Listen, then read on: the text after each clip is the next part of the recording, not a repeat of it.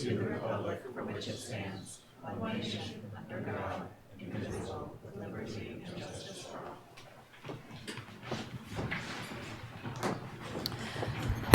I'll call the November 7th Select Board meeting to order. Before we begin, we'd just like to recognize that a longtime town employee and building commissioner, Bernie Bartlett, passed away, and have a moment of silence in his honor.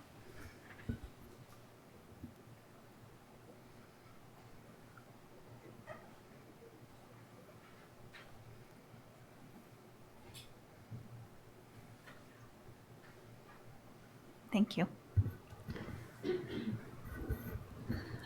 We'll make one change to the agenda so that people don't have to wait.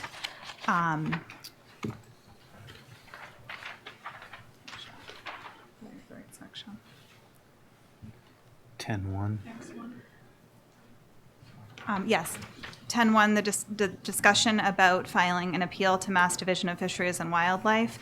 I just wanted to announce that the Select Board unanimously voted in executive session to file such an appeal based on the inadequacies in the report from our environmental consultant of potentially 3 other species.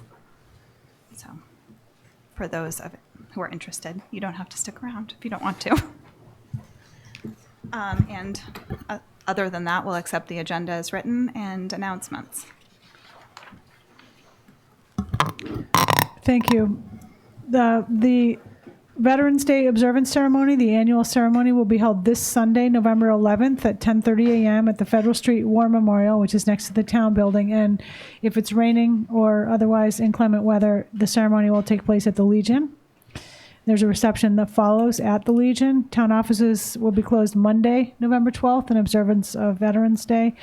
The 2019 annual town warrant remains open for citizen submittals and closes on November 19th at 4 p.m. Okay, this is the portion of our agenda where public comment is allowed for anything not otherwise on the agenda. Anyone?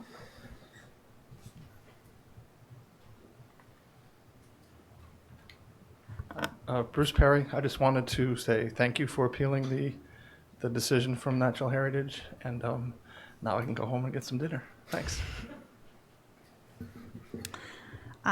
There's no new business that I'm aware of. Oh, sorry. I'm Jill Veith, and Bruce, I already cooked dinner for my kids, so I could be here at 6 and wait all night. I'm so glad I don't have to, but I also wanted to thank you for signing the letter. And I wanted to make the comment that what struck me about it is this is unspoiled land. You know, we're not tearing, the developers are not looking to tear down an existing building. It's unspoiled land. And people come to our island because we have these wonderful things. And that's why I thought it was so important that you signed the letter, because we don't want it to be a concrete jungle. People live in that all the time, and we don't know what will happen with the property, but we might as well know what's there. We feel like that's very important to at least know, because it's part of what makes our island so very special. Thank you. Anybody else? Okay. We'll move on to approval of minutes, warrants, and pending contracts. I move approval of the minutes. Second. All those in favor? Aye. Aye. Any opposed? Motion carries unanimously. A motion to approve payroll warrants for weeks of October 28th and November 4th. Second. And the treasury warrants? Treasury warrants. Yep. Second. All those in favor? Aye. Aye. Any opposed? Motion carries unanimously. Approval of pending contracts. Just wanted to point out a couple of things. I wanted to ask the Public Works Director if he could give a little quick overview of one of the items, which is relating to the installation of a permanent traffic counting station at Goose Pond Lane. This is part of an appropriation that was approved at the 2018 annual town meeting. It's a bit of a process and a bit of an expense. It's actually more of an expense than originally thought, so we'll be putting in some budget requests for that, but I just wanted Rob to tell us what it's going to be doing for us. Sure. So in a nutshell, this is a way for the town to continuously monitor traffic, which Mike is here to speak to if there's any questions about what's currently being done. But occasionally you'll see strips down on different monitoring locations around town. The idea would be to replicate that, but on an ongoing, continuous basis. So we continue to gather data, not just on counts, which the strips currently will do. It's kind of old school technology. It's sort of stepping into the next century with data gathering. And that level of data would be necessary to build what I know Selectman Fee is looking for, ultimately a town-wide traffic simulation model. Gathering substantial amounts of data with regard to not just counts, but also classification. In addition to vehicles, it'll do pedestrians and bicycles and other smaller vehicles like mopeds and stuff like that. So the initial costs that were used in the capital programming for this effort starting last year were based on off-island numbers and based on some older numbers. So we're now getting a flavor for what that's looking like. This is the design effort, which would be coordination for survey, design of the pole-mounted equipment, coordination with utilities, permitting, etc. And then that would move into a construction effort. But the first location is arguably the busiest section in town, Orange Street, on the truck route, at a specific location at Goose Pond. Thank you. Thank you. It was just a little more involved than we originally thought, so I wanted to interrupt to mention. Thank you. Secondly, there's a couple of contracts on here that are in connection with the Surfside Crossing project. One is with Tetra Tech. It's an amendment to a contract for traffic studying. This is the ZBA's consultant. And another ZBA consultant contract, Chesia Consulting, that is their site design and zoning compliance expert. Both of those are contract amendments for additional work. I've been asked recently about how much did I think the town has spent so far on independent consulting and legal fees for this project. And I don't have an exact dollar number, but I am guessing after a quick review of legal fees so far and the independent consultants that the board has engaged and the ZBA, we're approaching, if not at least $100,000, just so the board knows. Yeah, I think that's important for the community to know the effort that's being put forth to make sure that this is all reviewed correctly. Motion to approve pending contracts. Second. All those in favor? Aye. Any opposed? Motion carries unanimously. Consent item, we have a gift acceptances.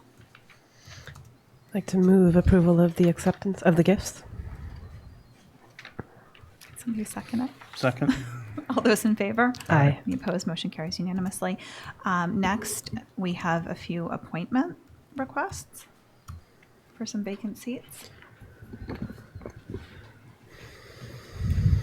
We have, I will note that you have one seat that is contested, which is the Contract Review Committee. I believe both applicants are in the audience in case you want to speak to them, but the rest are just filling available seats.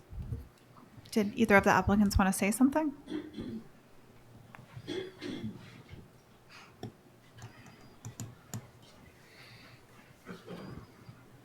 For the record, Linda Williams. I was on contract review for many years when I was on Human Services, the first time when we had a Human Service Department.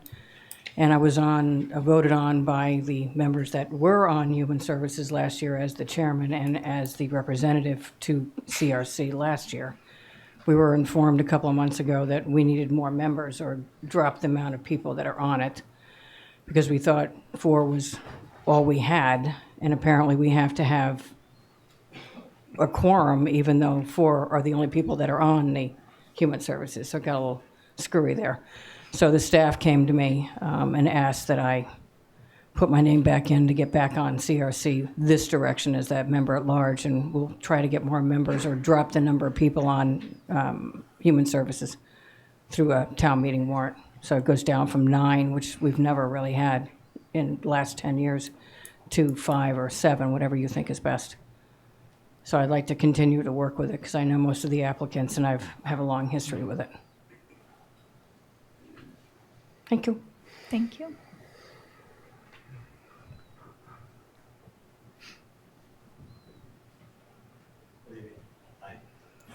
My name is Marcio de Santos, and first time that I apply for the committee.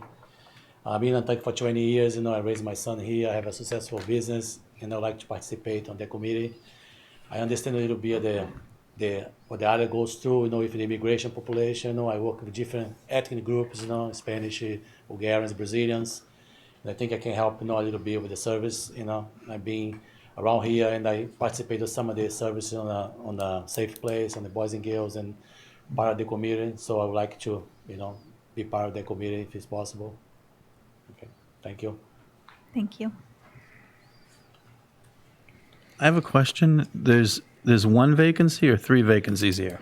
There's one vacancy. Currently, the 2 other vacancies that you see are Council for Human Services representatives. Council for Human Services is right now, they don't have enough members to have a quorum, so they cannot appoint their own rep. So you are filling only the at-large seat. And sorry, so to change that quorum, it would be a town meeting vote? I'd have to check and see if the Council for Human Services is part of the bylaw. If it is, then it would be. It is, and it's on your town meeting warrant article list for later. Okay, there you go. And the reason I'm asking, I would like to appoint both since we're down 3. And what's the, is there a way do we do it knowing that it's against the bylaw and ignore it? Or I'm comfortable doing that, but John, is there any way around it? we have 2 good candidates who both want to participate, and they both bring different perspectives and strengths to this committee. How do we do it?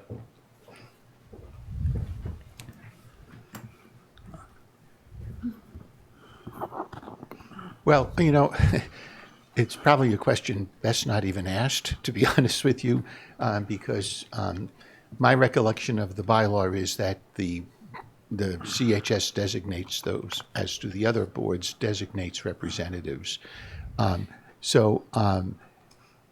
You can certainly fill both vacancies, but it would have to be somehow subject to a ratification by the CHS at a later date before that person could actually be sworn in. So you could, I would recommend you appoint somebody to the at-large seat, and then if you want to make a recommendation to the CHS for the appointment of the second person who's interested, it would be subject to ratification.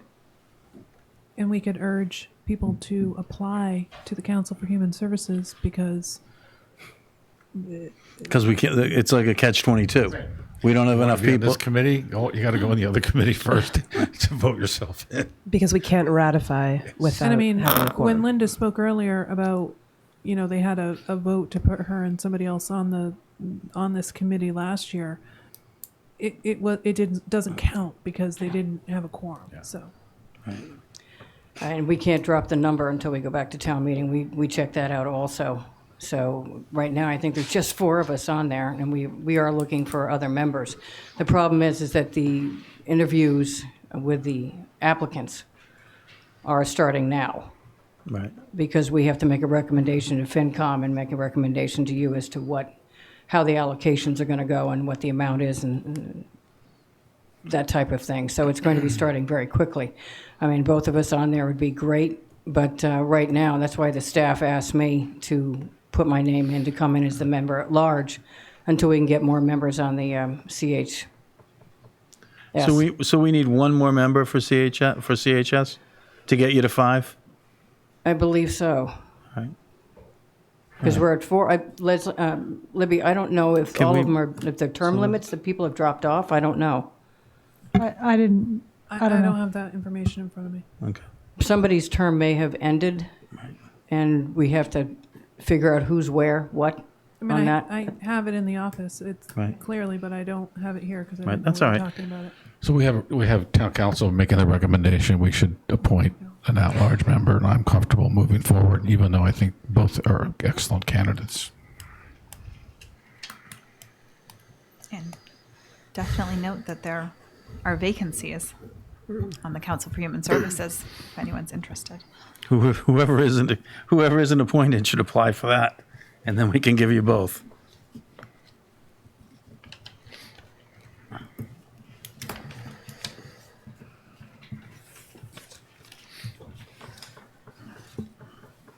Okay. Williams? Williams? You need to tell me who voted. Oh, this was you. Yep. Matt for Williams. Rita. Rita for Marcio dos Santos. Jim for Linda Williams. And Don for Linda Williams. Thank you both for applying. Very appreciated. And hopefully there will be another opportunity. Yeah.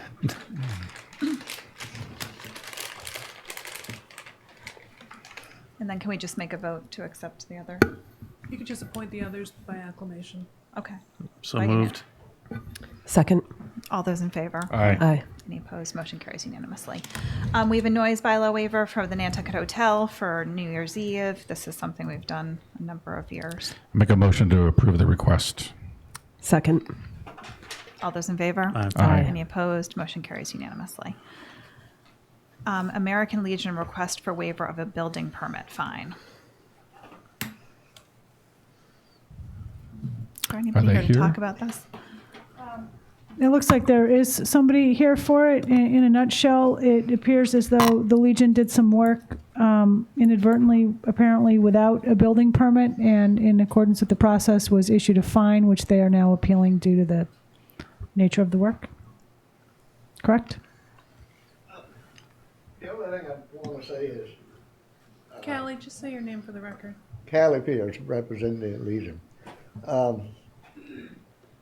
It was a mistake that we didn't know, and the minute somebody mentioned it, I went to the building department, and that's when it started.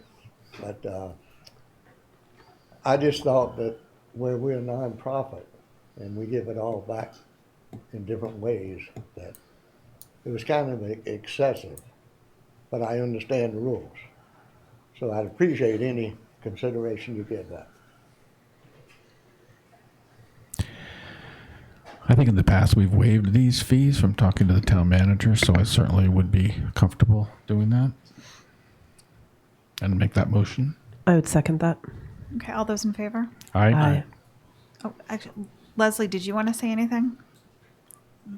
They had a recommendation in the packet. Yes. Yes. Sorry I'm late. You all moved through that agenda a little quicker than I thought. I'm Leslie Snell, and I do recommend a full waiver of the building permit fee as well as the fine. Okay. Well, we were just taking that vote. So. All those in favor? Aye. Any Aye. opposed? Motion carries unanimously. And they do it. They do a ton of work for the community. They do 500, 700 dinners at Thanksgiving alone. It's amazing. Sorry, Erica? so did you just only waive the fine or the building permit fee also?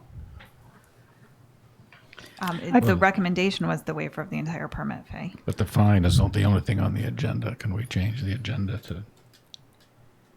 I mean, I would assume John? so.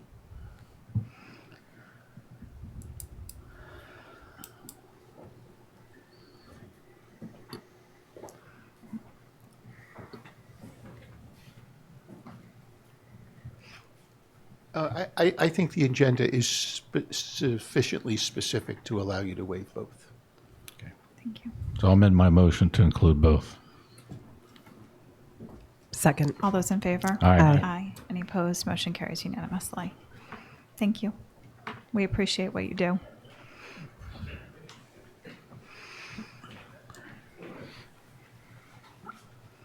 Okay, next.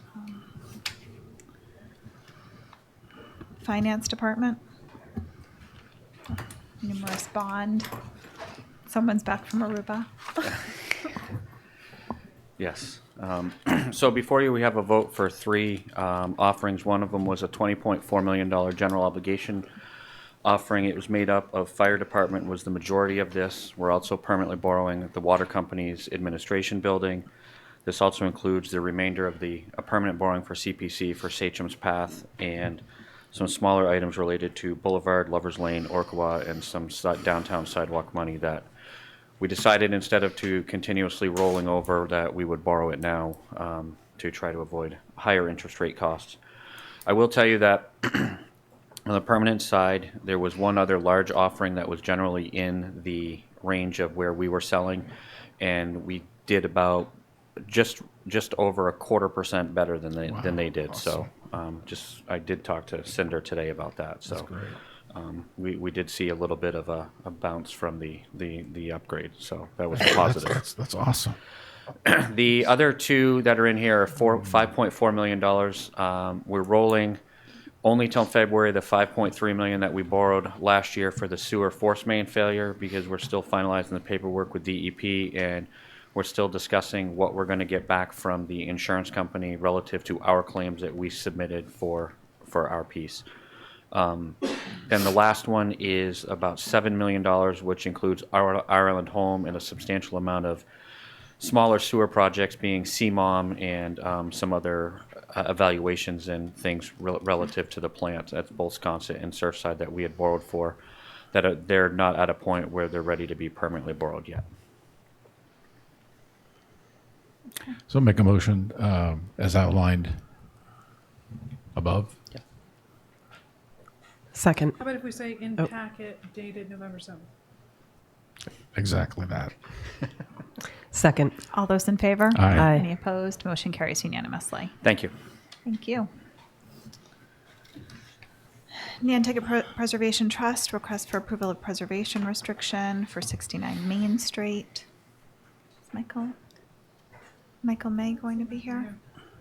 I think we've discussed, this is the second time Yeah. we've discussed that. It is. And I This think was, it's, this was in front of you this summer Yep. for a preliminary review. Right. Town council issued you a letter and yep. So I'm found it comfortable all with it. I'll make a important. motion that we approve the request for preservation restriction. Second. All those in favor? Aye. Aye. Any opposed? Motion carries unanimously. GLP Trust LLC, request for execution of assent to approval of Land Court Plan number 8598-J regarding accretion plan for 33 Squam Road. Any questions, comments, motions? How often do these come up? Not often, possibly once a year, If maybe. that. Okay. Not even that. I have no questions. I'd make a motion to assent to the petition. Second. All those in favor? Aye. Aye. Any opposed? Motion carries unanimously. It's ironic. I was explaining this to, I'm not sure if it was someone on this board, but I was explaining how this worked a week or two ago, and then we got one. And we Oh, haven't no, seen one really? in 5 years, yeah. Okay, town manager's report. We've got some budget reports. Okay, we've got quarterly, the beginnings of the quarterly budget reviews. This is the first quarter for fiscal 19. Tonight we've got general fund, island home, and solid waste. Brian, I think, is going to take us through general fund. Good evening. So first quarter ending September 30th. Revenues are thank you. Revenues are, I'm going to go to the next one, it's a little easier. Revenues are tracking pretty close to where we would expect. Motor vehicles excise is substantially up, which is an indication of the last few excise tax bills that get sent out during this quarter or during the beginning of this fiscal year, as well as increased collections from outstanding prior year receivables. We typically see these types of increases when people get close to registering their car. After we've marked them at the registry, they're all coming down because they can't register their car. So we do see, we are seeing that increase as that's happening consistently. Everything else is relatively close or in line. Property taxes were slightly down year over year, but it's not a large number, and I'm not entirely concerned about it at this point. We do monitor it on a monthly basis, so we still believe we're tracking very close to where we should be. And could that have been because everyone was prepaying? Prepayments probably wouldn't have affected the first quarter of this year because it was only through bills that had actually been issued through the prior end of the year last year. So we wouldn't have been able to. They wouldn't have been able to take advantage of. It wasn't prepaying this far in. It No, was already that's taken. correct. Gotcha. Okay. Expenses are tracking very similar in all departments. I will point out just one note here. There seems to be a very large variance. That is just due to the timing of the transfer for solid waste and our island home. Typically, that is all done before the end of September, but the entry, the money's all in the same account, but the entry onto the books was posted on after September 30th. So if you added that $7 million transfer in, we're about just under $2 million. And you'll see that the majority of that reduction is all made up in the debt service line, which with some of the debt exclusions that have come off for fiscal 19, that's where the majority of that pickup is. We have seen a little savings in the group health insurance, which is a result of the plan design changes that we had made in last year. But you'd budgeted for those changes. We did budget for those So changes. your yes. experience is even We're experiencing better than yes, you we're experiencing a predicted. little bit Okay. better than that as well. We really only had about 6 or 7 capital projects at this point that had large expenditures. There's a ramp up now. I know the DPW has started working on some of those. So the 2 largest, obviously, being the expansion project and the fire station project, which is moving along. Just a quick glimpse at the financing activity, where we are in terms of debt service. We like to provide that every year so people know what we have outstanding, what's coming due, and what the anticipated rates are. The investment report, we do talk to our investment advisor on an annual basis, on a monthly basis, about where they are. Now that we're fully transitioned with Linnell as the treasurer, we're starting to have more discussions internally about whether we want to consider doing an RFP for investment advisory services for all of this, to move it potentially to try to generate and leverage higher rate of returns, or also consider moving the OPEB money into the state fund, which is an allowable option at a point in the future. The outlook, for the most part, looks pretty good. You'll notice that real estate sales and real estate transactions are red for the first quarter of fiscal 2019, which is the third quarter of 18. It's something that we're combing through all the data that we have available to just see if it's timing or if there's a real concern about a lag in home sales that would cause us to potentially see a drop in other areas tied to that, being building permits and things of that nature. As of right now, I think we're okay, but we are monitoring it and looking at it. Oh, I don't want to do Ireland. Happy to answer any questions if there are any. Okay. Thank you. Thank you.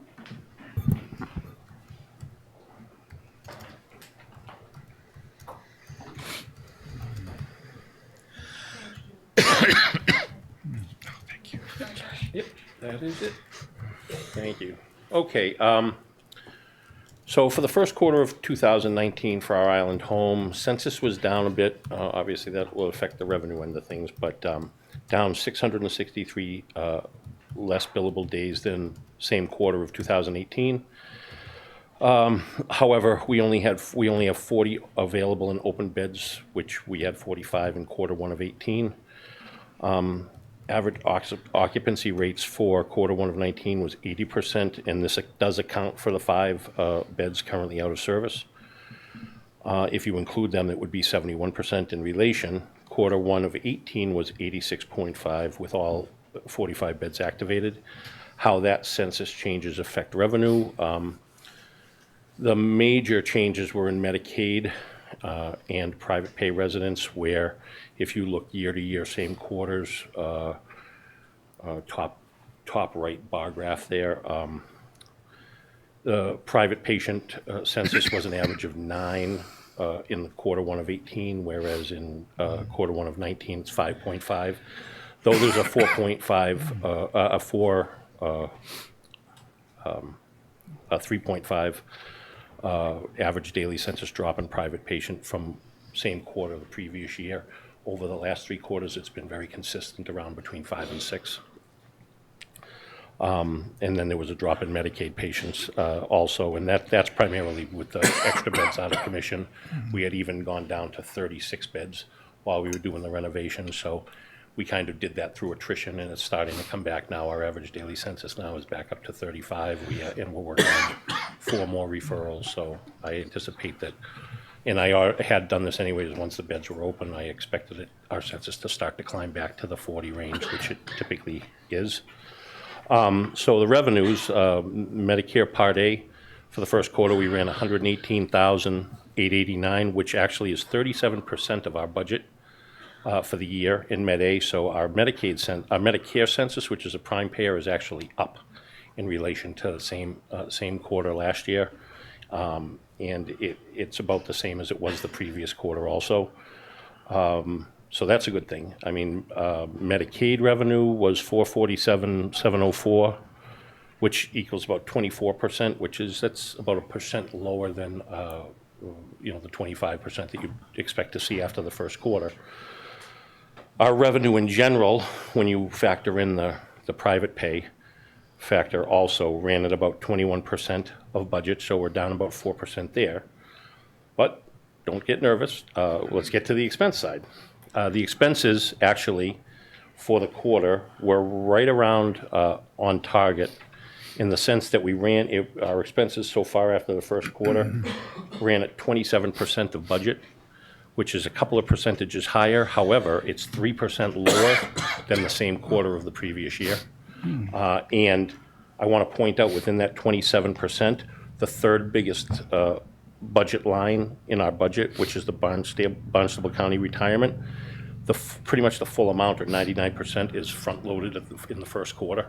So if you actually then look at all the other lines, we're running about 20%, as opposed to what you would expect to see, 25%. So that running lower on the expenses is offsetting the lower in revenue. So we're kind of right where we need to be at this point. Rates within our revenue, for Medicaid, quarter 119 was 206.88. Same quarter of the previous year was 204.89, so about a $2 difference. If you look in relation to the most recent quarter, Q4 of 18, it's about $2.50 down. However, we had a turnaround every 6 months. We have a turnaround and a review of our documentation for reimbursement purposes, and that happened over the end of August into September. And it sets the tone for the upcoming 6 months, and we actually are seeing a pickup in revenue for the upcoming 6 months, which takes us from September through February. So I think that will also slide up better. From Medicare A rates, Q119, we ran at 489.25. In relation to Q1 of 18, that was actually 584.81, which is about $100 more a day. However, looking at the data, like the clinical acuity of the needs of the residents within that category, in 2018, same quarter, there was a high acuity of like a high-level rehab need, whereas the Medicare patients in this most current quarter, there's not quite the need. However, in October of 19, the reimbursement scenario is changing, and they're pulling money away from the high acuity rehab need and putting it more in that moderate rehab need that also have other clinical complexities. So just if we did nothing else and had the same clientele right now in October of 19, we're actually going to see a big pickup in revenue, because the revenue scales are changing and the money's being put kind of more in line with what we do instead of the high-end rehab people. So that'll be a plus. Other anomaly things that are coming up is, effective in October, our private rates go up, based on what we voted on back in the summer. So that, coupled with the rates that we're going to be seeing later on in 19, will actually be a nice bump up there. So as of right now, I mean, we're kind of on target with everything. We're still let me go back to the Medicare rates for a second, because the one thing I do want to point out is, though Q1 19 to Q1 18, we were about $100 different. If you compare this quarter to the most recent previous quarter, it's actually only about $40 difference. So we're slowly building up. I mean, Q4 of 18, we were $449.54, and we're up to $489.25. And that's as a result of one of our consultants that works with us, maximizing our Medicare revenue and compliance. They're really drilling down on getting whatever we can. I mean, obviously, we want to document everything we're doing for the residents. So I think that's about it. If you have any questions. Thank you very much. You bet.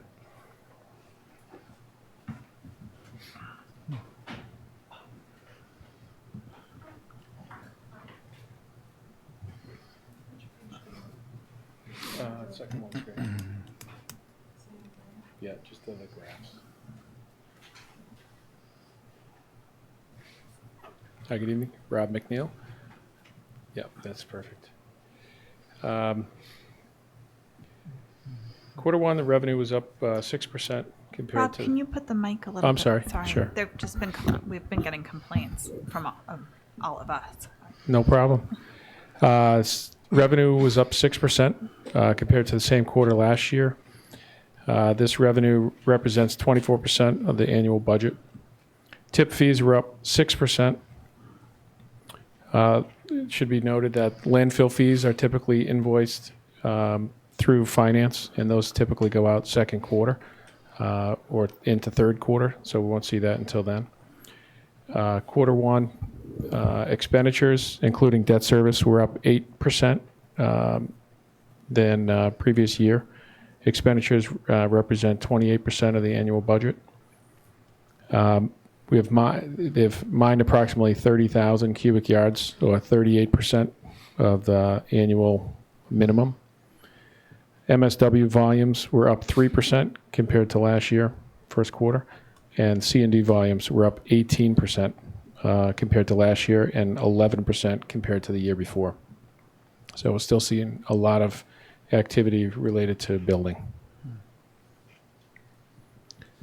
I'd like to make a quick note beyond this, just MSW related. The WPI folks were here, the kids were here this past week and will be here through December. But they conducted our first waste characterization or trash sort with some DPW and Waste Options staff. And we had some other visitors as well from Remain and the local cable access television station.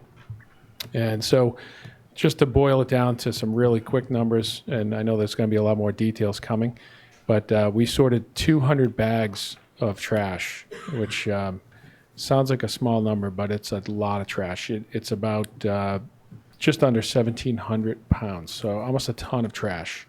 We're there all day, and in the end, and this is literally just the stuff that goes through our composter. It doesn't involve anything else.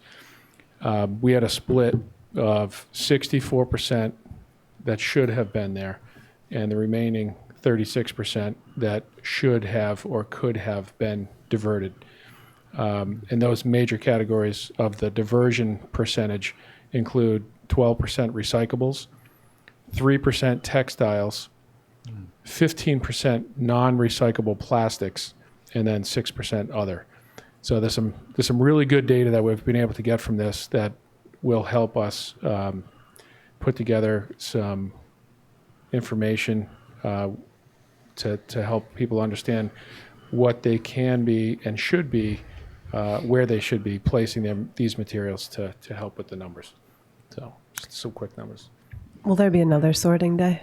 So there will be. We're hoping to sort of make this into a biannual event, once in the off season and one during the peak, just to see the changed behaviors to try to help get at the meat of it. We will need some more volunteers. I'm looking forward to it. Excellent. Thank you. Just a quick question on that. When you do the sorting prior to going to the digester of what goes into the trash, tell me what that process is like. Say that again. So just we throw our bags into the general refuse containers that goes into the building. It eventually gets into the digester. What kind of sorting gets done before it gets into the digester? Yeah, there is no sorting at all. Okay, so it just goes right from whatever's in those bags gets into the digester. Yes. So the important distinction is the drop off, as you're describing. The residential drop-off is specifically set up that way to essentially make it a safe interaction. Instead of having individuals delivering to the composter, it's done on a commercial level. So it's collected into that roll-off container, and then Waste Options moves it as all the commercial haulers direct discharge right into the tipping floor. That roll-off container that includes all that residential drop-off goes in as one load. Okay. Does that help? Yep. Okay. I have a question. When you're saying there was 36%, 12% was regular plastic, 15% was non-recyclable plastic? Correct. Does that include the bags themselves? That does include the bags themselves. All right. So you use those as part of it. Yes. I got you. And keep in mind, this is all by weight. Right. So that's another thing that can kind of skew your look into it. 'Cause So obviously- about a third of it is plastics of some type or another. Yes. That's going to get baled and go to the hill. Approximately, yes. Yeah. The way to think about it is, of all the stuff coming in, a third of it is plastic that's going to the hill. That's right. Of either type. That could be diverted away. Exactly. So of one type or the other, it doesn't matter what kind it is. It's all in that pile and going to be buried. I will say some more convenient than others of being able to separate. So that's what our real challenge is, to get the message out as to what can go where. And we'll be working with Waste Options on that. So I know someone who spent a significant amount of time in the Brooklyn, processing plant for waste, and they tell me they dump all their trash out on whatever conveyor belts or whatever, and they have some kind of a device that shoots puffs of air. Sure. And that's what diverts the plastic into. So, which I thought that was kind of interesting. It's very interesting. In fact, there's a lot of hot air up here.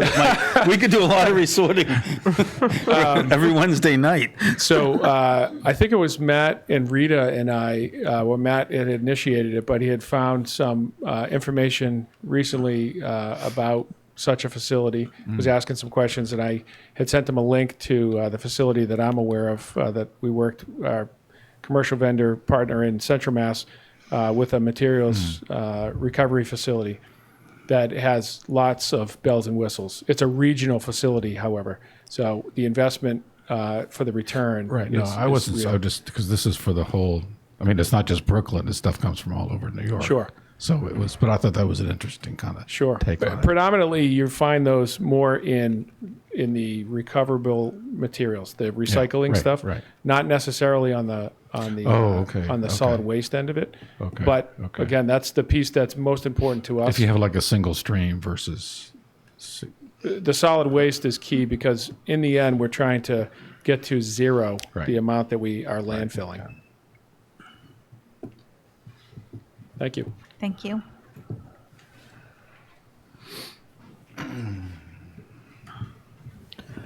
The next item is a review of the recommended 4th of July activity schedule for 2019. We have a bit of an internal work group that involves culture and tourism and public safety that has been on an annual basis reviewing the date of the fireworks and the date of other issues so that we can try to avoid our big party scene issue that we experienced several years ago. And while we think we're getting there, we don't think we're ready yet to have the fireworks on the 4th. This year, the 4th falls on or in 2019, the 4th falls on a Thursday. So the recommendation continues to be to do the fireworks on the 5th, with everything else happening on the 4th, except for the Firecracker 5K, which is on that Sunday, the 7th. Any thoughts? Seem to have been working. Sound okay? If that's the recommendation, then yeah, sounds good. Do you want a motion or just a consensus? I think a vote would be helpful. Okay. A motion to approve the recommendation for the 4th of July activities. Second. All those in favor? Aye. Aye. Any opposed? Motion carries unanimously. And I checked the dates, because I think having it midweek this week made both weekends very busy. Am I? Oh, I checked the date. Usually I don't have a problem. Okay, It so might be that, Mike. yeah, it could be. So no, I checked the dates, and it's going to be, and it's going to still be. So what is it? Thursday and Friday, or Wednesday, Thursday, or Wednesday, Friday, whatever it is. Still kind of putting it midweek. If it had been following just on the weekend, I might have suggested we went backwards, just because it spread the whole weekend out for everybody. But anyway. Okay, thank you. We have a couple of DPW items next. Rob and I have been talking about a sidewalk snow removal list. And our thinking here is to do something that a lot of other towns do, which is to annually adopt a list of the sidewalks where DPW clears snow and ice, publish it on the website, and that is the list. It might get updated from time to time, but the sidewalks that are not on that list typically would not be cleared, and they would just wait till snow melts, or if others want to go clear them, that is up to them. But this isn't really a new list. The list before you is what we've been doing on a regular basis. It's just more formalized through a vote of the board. It's important to note that this map simply includes the sidewalks. I just want to make sure that people do know we do go out and clear all streets, paths, in addition to the streets, the public streets. Okay. But the paths are cleared as well. And you also do the stuff around the school, correct? So the schools are actually handled by the school, but again, we're here to help if necessary. And just to clarify that has this been accessible on our website the whole time? No, nothing like this has. So it's improving the accessibility so people can see it. Yeah, that's not correct. I'd make a motion to, is it approve the map or accept the map? Second. Either. Adopt. Yeah. All those in favor? Aye. Aye. Any opposed? Motion carries unanimously. Thank you. Next, we've got a review of bike path intersection safety. And Rob's crew and department have been doing a lot of work on vegetation management, clearing, roadside brush cutting, things of that nature, with an eye towards federal guidelines and sight distance viewing and things like that. He's going to give us a little update about this. Thank you. So I'm going to try not to read everything, but there's a lot of good data here. The point is that it can be summed up this way. Safety cannot be achieved without a good maintenance program. Our current vegetation control guidelines are based on federal standards, FHWA, federal highway guidelines, the vegetation control for safety, with revisions up through 2008. And so these are our goals, starting with keeping signs visible to drivers and going down from there. I will go through this first slide and read it just so that people listening can hear.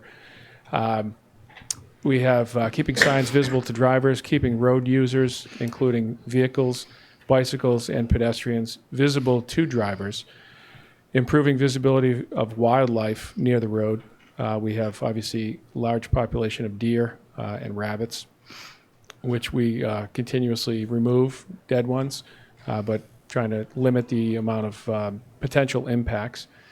Helping pedestrians and bicyclists see motor vehicles, keeping sidewalks and bike paths clear and free from overhanging vegetation for obvious reasons for use, removing trees close to the roadway, which could result in a severe crash if hit. That's a new one, right? That's one that really hasn't been looked at here for many, many years. There's a lot of trees growing near the roadways, and that's something that we've been working mostly on Milestone Road to work, and that's based on state expectations. So we're sort of adopting that same level of removal and maintenance for safety reasons that the state has shown us. Improving winter road maintenance in snow and ice areas, again, being able to store snow in some of the larger events. Helping drainage systems function as designed. Preserving pavements through daylighting and route control for various trees. And then controlling invasive plants from spreading. Jason, I wasn't actually like texting random people. Jason was sending me a message because he wanted to make a comment about this. And I was just, is it okay if I interject now? You already have. While you're between slides. He just wanted to say that this is so important because we had a cyclist die this year. And it's very important that we do everything we can to make bike path road intersections as safe as possible. And he wanted to ask if we need any additional resources to make as many intersections as possible safe before next summer, recognizing organizations that are cutting back at busy, recognizing other organizations that are cutting things back at busy intersections. Sure. So I'll definitely speak to that during Thank this. So I got this really nice picture here. I think this is from the NHA. Just a picture of Pulpus Road down by the Life Saving Museum from way back. And this is obviously back then you could see things coming from Remember that, Matt? literally Just about miles away. The wildlife back then, I guess, was more sheep and looks like cows in this picture here. So what we're currently been doing is sort of reclaiming some of those areas along the edges. We have sort of a setup that has some of the macro level vegetation that gets whacked down first, and then some of the smaller vehicles that pull up the rear and clean up the area and macerate all that material up, and then a sweeper broom that keeps it under control, and then further followed up with smaller typical roadside mowers. But going in and doing some of this cutting is a lot of mature stuff that has been there for a long time now. And there's actually some handwork that's necessary for a lot of the other stuff that we do, particularly around the clearance, the vertical clearances over some of the paths. I will state that most of this stuff is better done over the winter. Most of the vegetation, all the vegetation really goes into hibernation. It's not actively growing, so when you cut it, it's not causing potential damage or death to the plant, and it can grow back in the spring if it's remaining. If it's something obviously that we're cutting out and removing, that's a different story. But the point is, this was more stepping up what we had started last winter in the middle of the season, and it's not something that is typical. The cutting back is something that we'd really like to reserve for the winter. So we've gotten a good jump on it. There's still more to do, but we're going to continue. And other things we've noticed along the way, simple things like keeping areas free of debris in and around, say, the Sconset footbridge allows for people to notice things, for inspections to occur on a regular basis, and for just increased sight of the structure there. We've helped out recently with the water company construction heading down. I think is that Rose Lane? There's a in-town path that hadn't seen the light of day in some time. We've cleared that out. And drainage. Lots of spots along paths and roadways that have shoulders that just have not been maintained for a long, long time that are with holding the water back. So we've gone into a lot of these areas and cut them back, scraped the shoulders down to allow the water to actually leave the roadway or the path. So again, future focus for management of safety includes a lot of to achieve a lot of the goals that were previously mentioned. One thing I would like to really highlight on this one is the side roads, the intersections, and increased visibility. So shortly after the bike fatality on Pulpus Road this summer, I pulled together a group including representatives from BPAC, and for those who don't know, that's the Bicycle Pedestrian Advisory Committee. Thank you. We had representatives from Land Bank, Conservation Foundation, and Audubon present, and others. And so that was really fantastic to assemble people that were like-minded and were very interested in safety, but were also had been historically hesitant to really manage the roadsides and the intersections. So by providing that same national document from Federal Highway, it really helped some of these folks understand that not only does it make sense, but from a maintenance standpoint, it's really an obligation to keep these areas open for visibility. So we developed some actionable plans from our existing roadway and bike path plans. And we had a summer intern who actually sat down and went through every plan and developed the site triangles for each major intersection. We were able to start immediately out on Pulpus Road and other locations. And the partners that we had identified earlier had started along their own private properties. It should be noted that we're working with Natural Resources to permit a long-term maintenance plan island-wide for any areas that have regulated resource areas, so that we would be able to present plans, get them permitted once, and then just keep them as a continued ongoing maintenance to allow our staff to do this work without having to go in time and time again into these regulated resource areas. And then I think one of the bigger challenges is working with private landowners along existing roads and paths to continue maintenance. Moving forward into new work, anything that we design in the future, we're going to keep maintenance in mind, right? Making sure that we take, when we do takings, making sure that we have takings adequate to allow us to keep these intersections clear going into the future. I was certainly working with planning on this as well to keep that in mind. But it's the challenging ones are going to be the private landowners along existing roads and paths where we don't have adequate takings, where we're going to have to ask for help for them to maintain these places, identify them and then ask for help.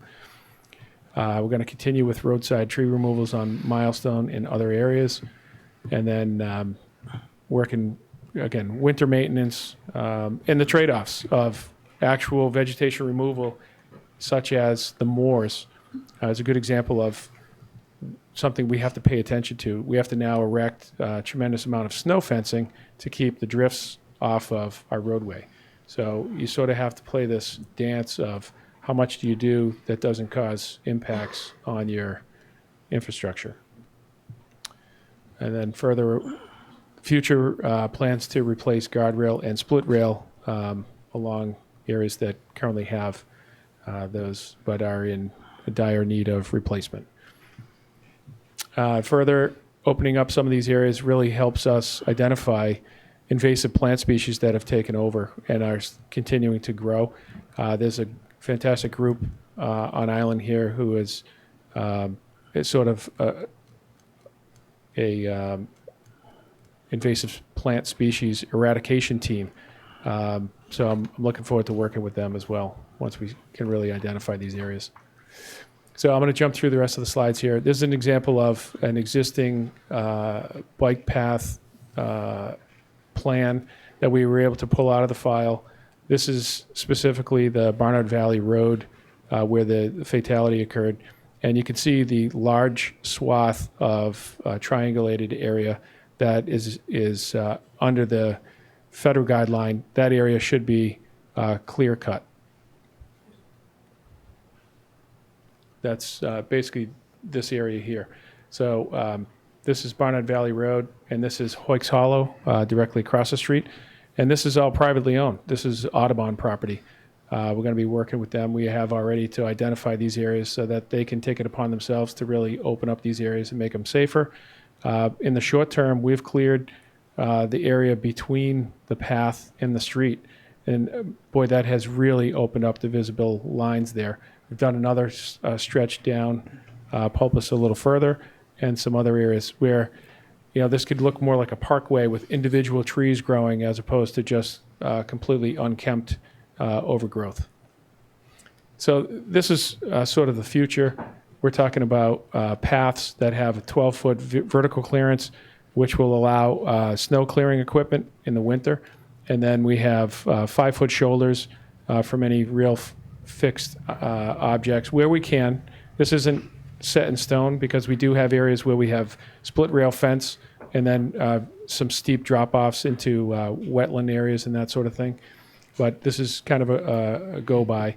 And then on the roadway side of things, essentially 14-foot clearance so that vehicles are not impacting any kind of overhang trees or branches, and then 10-foot shoulders. So keep the impacts, if there are any, from vehicles leaving the street down to a minimum damage.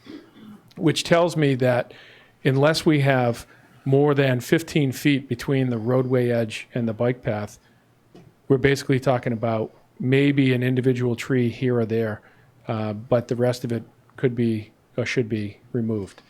And we do get a lot of grow back. That first slide showing what it used to look like and what is out there today. There's a happy medium because our mowing equipment isn't well suited for all of these areas. So we want to be able to work to have some reasonable expectations out there. Just again, safety cannot be achieved without a good maintenance program, and we're well underway. Just a note for roadside trees, reconstituting the tree committee. The tree warden position has just been reappointed, and that committee is going to be meeting for the first time in a long time this month. So again, we're going to be talking lots of tree issues. Happy to answer any questions. I have how do you work with the private individuals, the private property to get it clear? Is there any? Do they have to clear it? It's a recommendation. Is it a requirement? Well, the private homeowners do not have to do anything. Right. I think part of it is working together with some of the key private owners that have some real long frontages. It's been very well received, and people have already started to. Some of the larger organizations have already started to do that. And so beyond that, there's been some homeowner associations who have stepped up and started to not necessarily clear cut, but selectively cut.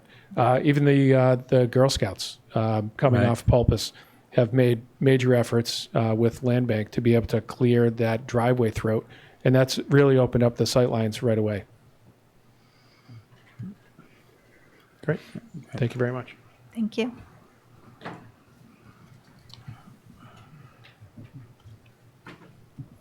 Okay, next we've got a review of the cable television license renewal.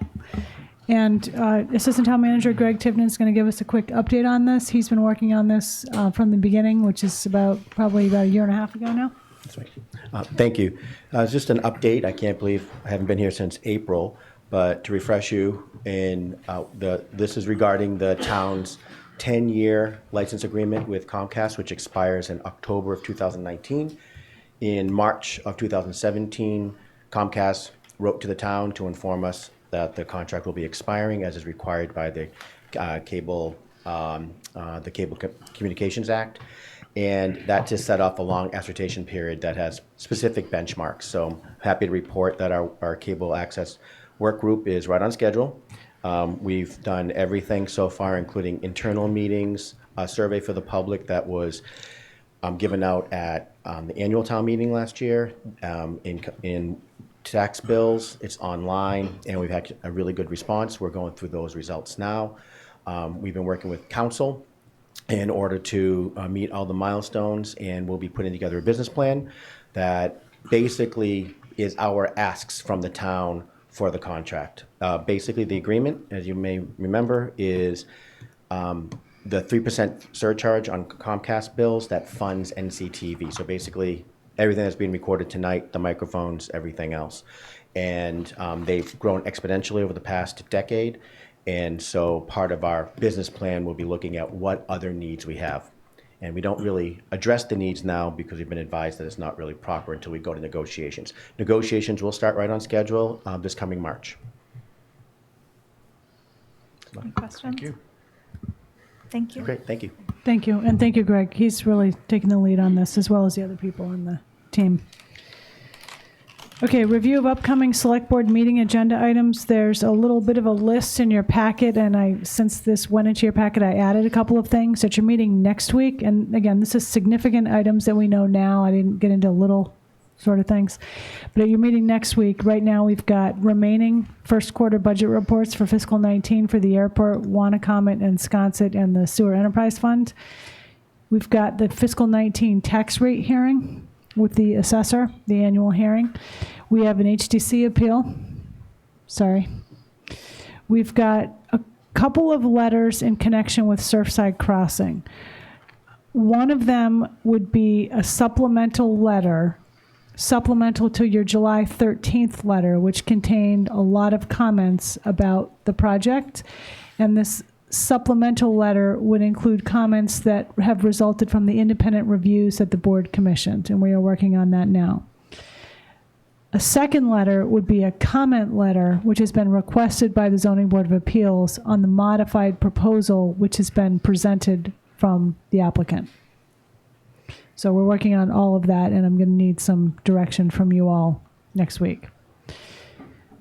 Internally, we've been working on some potential temporary reuse of the fire station property recommendations, and we're going to have for you hopefully a pretty complete review with pros and cons, potential costs, and some recommendations about, again, more temporary use until we come up with a more permanent plan.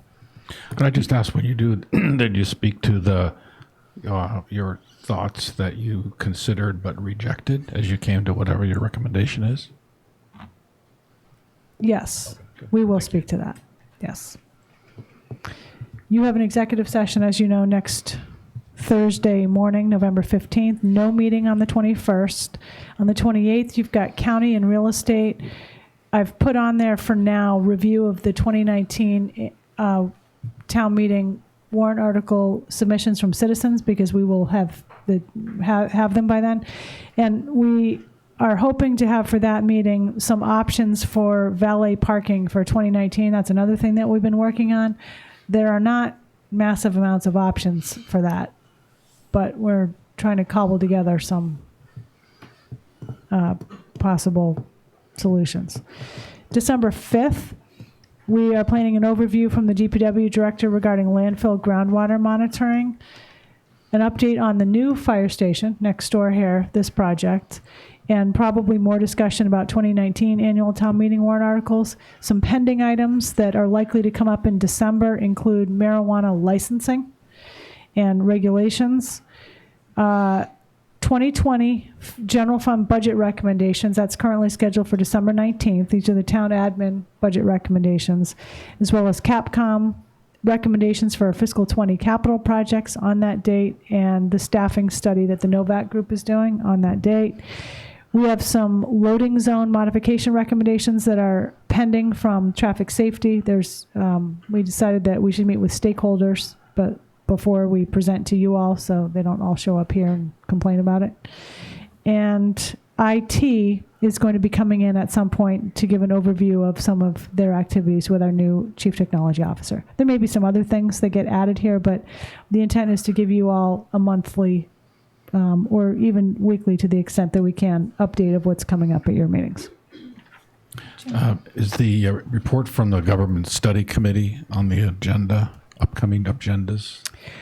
I don't have anything from them for December, but I can ask them to come in and give an update. I just Sure. wondered if where are they on our radar kind of thing. So if they don't have anything to report, but I just don't need to come in, but if they do, that'd be great. Well, we probably need to know if there's any recommendations that should be considered for town meeting. Okay.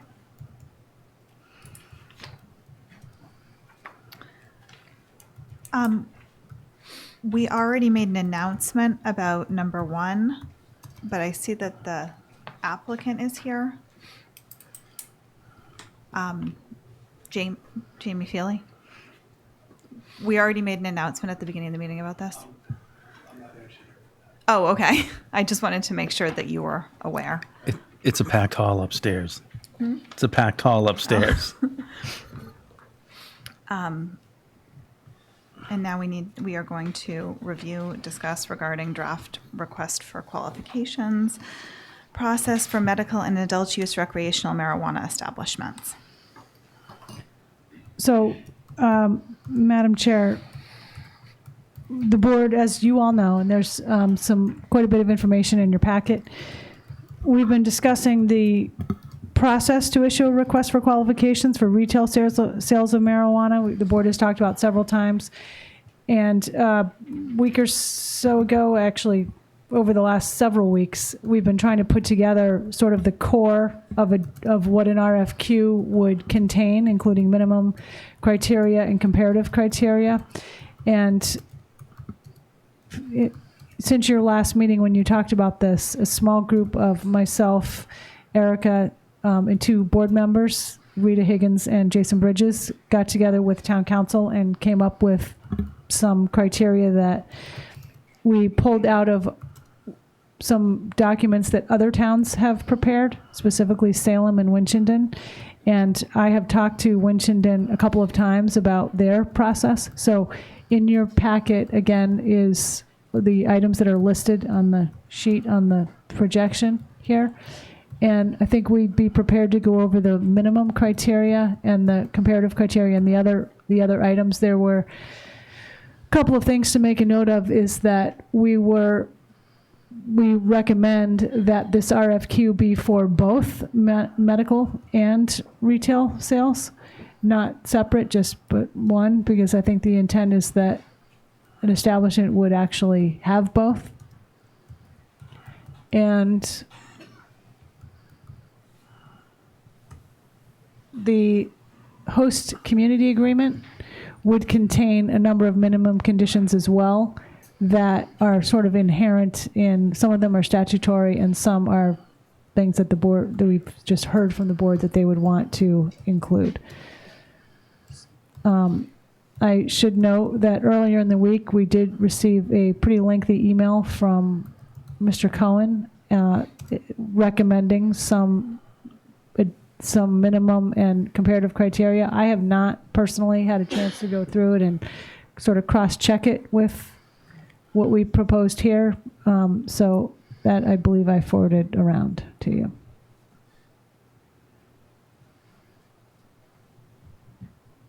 So we could take you through, if you want, the minimum criteria, or I know questions?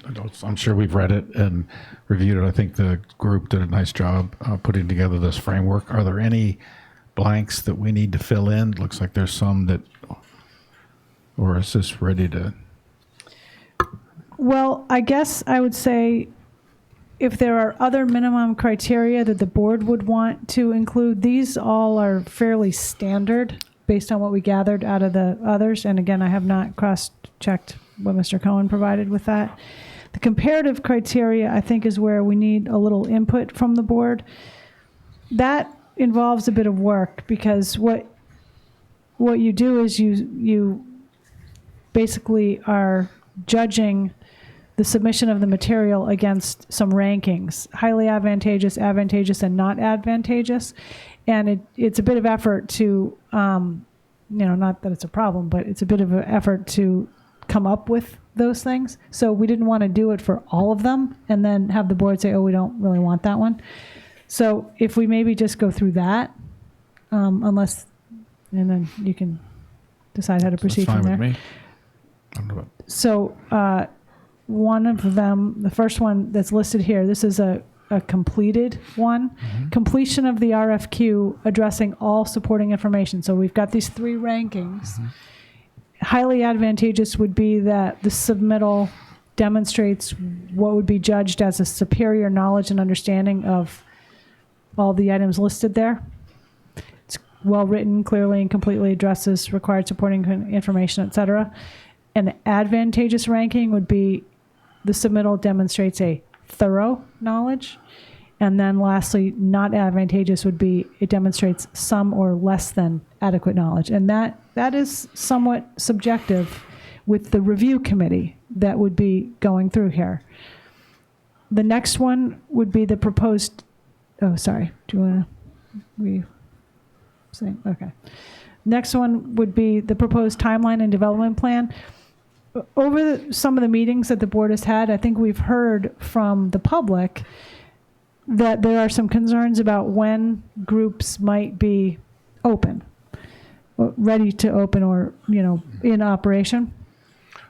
So this is meant to address that. So highly advantageous could be that the timeline and development plan, should say plan there, are detailed, allow sufficient time for statutory and other deadlines to be met, result in an operation being open by.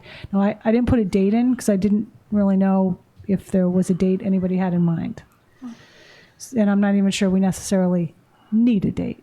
But it's got to be a realistic timeline of correct. The length of time it takes for construction and permitting and the entire process. And I would think that the review committee would have a fairly good handle on what would be reasonable and what wouldn't. So maybe the highly advantageous is that they're detailed enough to reflect a reasonable timeline within which the facility would be open, something like that. And then advantageous could be, I'm not even sure, less realistic, and maybe more questionable as to things that might not be fully vetted as to completion, something like that.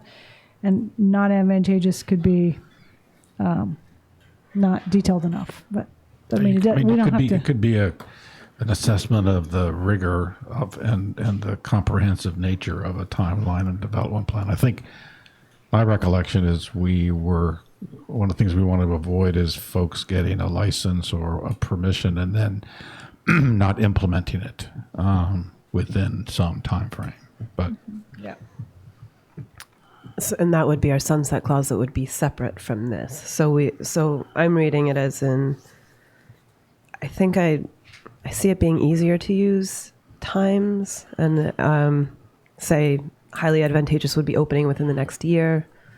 Not as advantageous would be next 2 years, and not advantageous at all is 3 years out, but that all of those would still require a sunset clause independent of this. How long has Green Lady taken since they started the process? I was going to say a year and a half So right it's now. probably more like 2 years is realistic, or 18, There is some amount of process that's a little beyond people's control, too.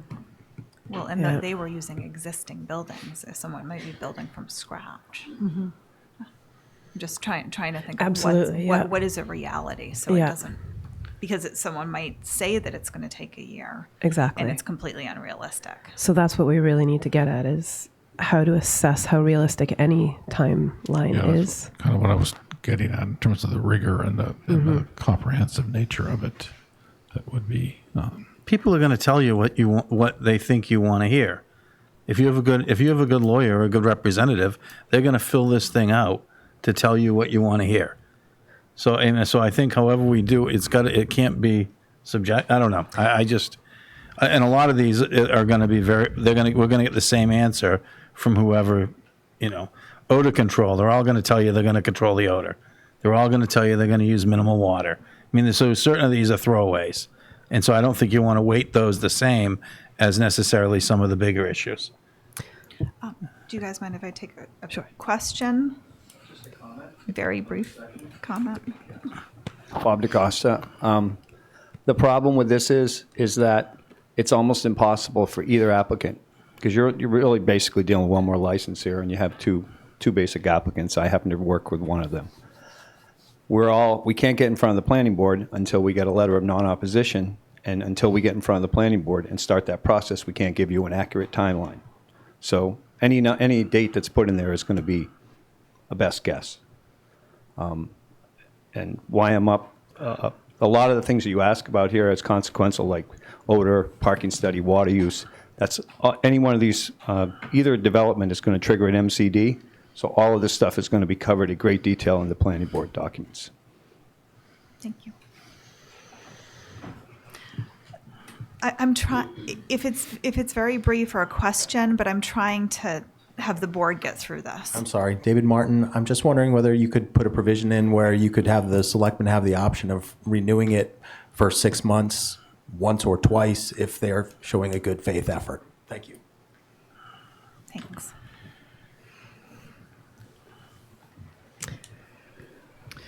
And that may be something that could go in the HCA, the host community agreement. Yeah. Yeah, that seems like that would be the place for that. It- I mean,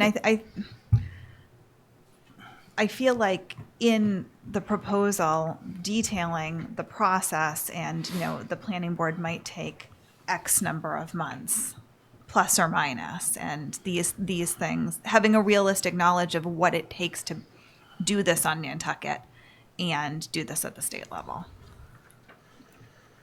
I don't know if you can put in a definitive, like, 1 year or Yeah, I'm not 18 sure month either. timeline. Yeah, But I think we could look at But they can. We could look at the plan and there may be some comparative, some value in the comparison of it if we understand the capability of this is like, gee, this seems realistic, and this one doesn't. I mean, so I think there's some value to comparing that. So it would the strength is really in our ability to assess how realistic whatever timeline we're given is, with something like Mr. Martin's suggestion, a review or a check-in to see if it's, and then the sunset clause in addition. So the last two would really be part of the HCA, I believe. And this would just be left as is. Well, I mean, So I think we hear you, and I think we can work on this criteria with the town council to develop a little bit more without necessarily need for dates. Okay. Those are good points. We have demonstrated experience and knowledge in the cannabis industry, and we've listed a bit of criteria there. This came out of both the RFQs that we looked at. So highly advantageous could be that half to all of the individuals listed in the minimum criteria have prior experience. Advantageous could be half to 1/4, not advantageous to be 1/4 to none. I had an asterisk there next to knowledge because one of the things that Winchendon mentioned was that there was a caution about experience and knowledge because this is a fairly new industry in the state. There aren't, hundreds and hundreds of people that have extensive experience. So the advice was don't get too totally hung up on that because it's going to be hard to find it, potentially. And it will be challenging for it to be made up of more people who have permanent residency here to have had experience elsewhere. So this may be a bit much. I'm not really sure as to the criteria, but I wasn't sure how detailed the board wanted to get with this one. well, it's a method of assessing people's experience, and I think it's fine.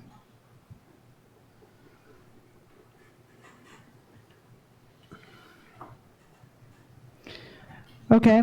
Next, appropriate mitigation of traffic and/or parking impacts and impact on the neighborhood. This is something that we've heard a bit from the public, I think. So that's why it's in here like this, and it was in one of the other towns. Highly advantageous that the application clearly demonstrates there will be no adverse impact of traffic or parking on the neighborhood. Advantageous could be minimal impact, and not advantageous that there's not a sufficient plan to address the impact. That was sort of a straightforward one, I guess. Yeah, there was a typo in there. The B is missing. The first one. Yeah, sorry, this needs a little bit of proofing. Another one is number of individuals who would be managing, or maybe the better word would be staffing the facility, who permanently reside on the island. And again, this, I'm not sure exactly how realistic it is here, but I thought what I had heard from some board members was that there was a desire for some strong local employment. Yes. I don't know if that has, I think that could be asked more generally. than just how many staffing. It could be, it's sort of the staffing plan. It's who they're hiring. It could be a more general. What's the local benefit question almost. Well, if you're okay with that general concept of just how much local involvement will there be, how much local employment will there be, I think we can work out the rankings like that. No. With all of our... No, I think, for me, there's an advantage of people living here and operating a business rather than having all those folks take the ferry over every morning. So I think I think this stratifies that, line item. I was just going to make one comment. I would think that would be key for year-round staff, but with all industries on the island, we know that there's generally a boom in the summer, and it might be advantageous if they have some level of on-site or nearby employee housing for the people that they'll need to have come work seasonally. Is that an additional criteria? I just thought I would raise it. I mean, you know that every other industry on the island triples or quadruples in employment in the summertime. So I don't know. I think that's a good point about the housing, and with all of the community discussion and board goals about providing housing and affordable housing, maybe we can work in something like that. A highly advantageous could be I don't think they can be co-located, but nearby within walking distance, something like that, or provide appropriate just housing. Documentation that they say, here's our lease for we've got rented these 2 houses for X number of people, and it's for this period of time. And somebody else says, well, yeah, we're going to work on this if we get the license. So there's you got a range of. Does that make sense? Yep, it does. So we can work on that. The next one, staffing, job creation, potential benefit to the town. I didn't really get, that's not obviously worded properly, but you get the idea. And the thought was maybe actually those two should be combined. So I think I just heard that probably we would do that. Proximity to other establishments, geographic diversity issue. I'm not really sure how much of an issue this is for the board, but it was an issue in these other towns, and they wanted what they called geographic diversity. So it means places not very close to each other. Oh, okay. And we've spoken to that. Yeah. Is that already in the zoning bylaw? Well, there's not a lot of zoning areas. Right. I mean, within the geographic area that's established, you'd have to,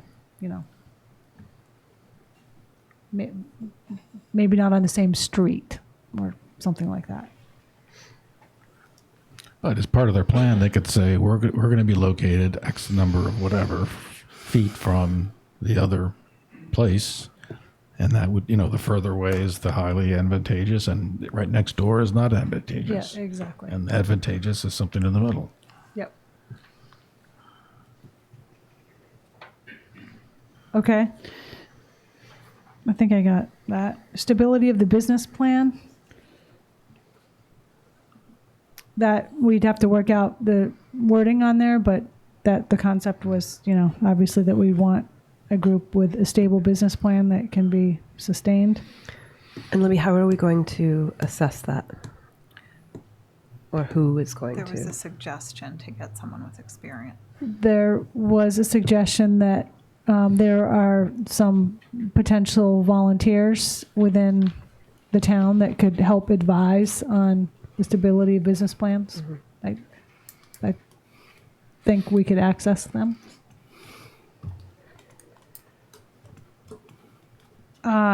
So we can work on that one. Demonstration of how the product will be tested.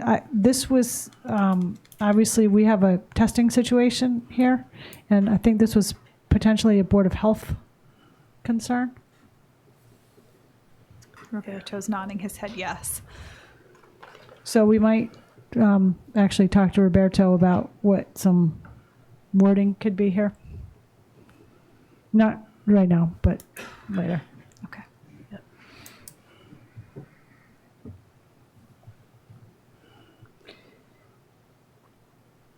those were the comparative criteria that we came up with and discussed. And then there's a list of items that could be comparative criteria or perhaps are more appropriately contained within the host community agreement. Those are listed here: a plan for odor control, a plan for minimization of water use, a plan for wastewater treatment, plan for use of renewable energy sources, a plan for recycling and how solid waste would be handled, a sunset clause. I'm not sure if we want to get a date in there or that, but that was the sunset clause idea that we heard a few times from people. Well, we could probably base the sunset clause on the proposals and what their timeline, what the most We could, advantageous so timeline. that, yep. So maybe that's an include in HCA item. The geographic proximity we already addressed. Yep. Adherence to best management practices in growing, testing, packaging, potentially anything that would exceed state regulations, and then internally we have to determine who will monitor that. So as I look at those, if I were on the review team or whatever, unless I had some kind of a algorithm or checklist, I don't think I'd be qualified to make the determination on a comparative basis. So I think some of these we might just want to rely on either the experts that you have in parens or seek some other outside expertise and just have that as input, or whether it's in the HCA or not. But I personally can't think of comparative criteria for odor control right off the bat in terms of whether it's, Yeah, agree. And it's getting awfully detailed if we were to include. So maybe the HCA But these are all good things, is but, the yeah. place to put it.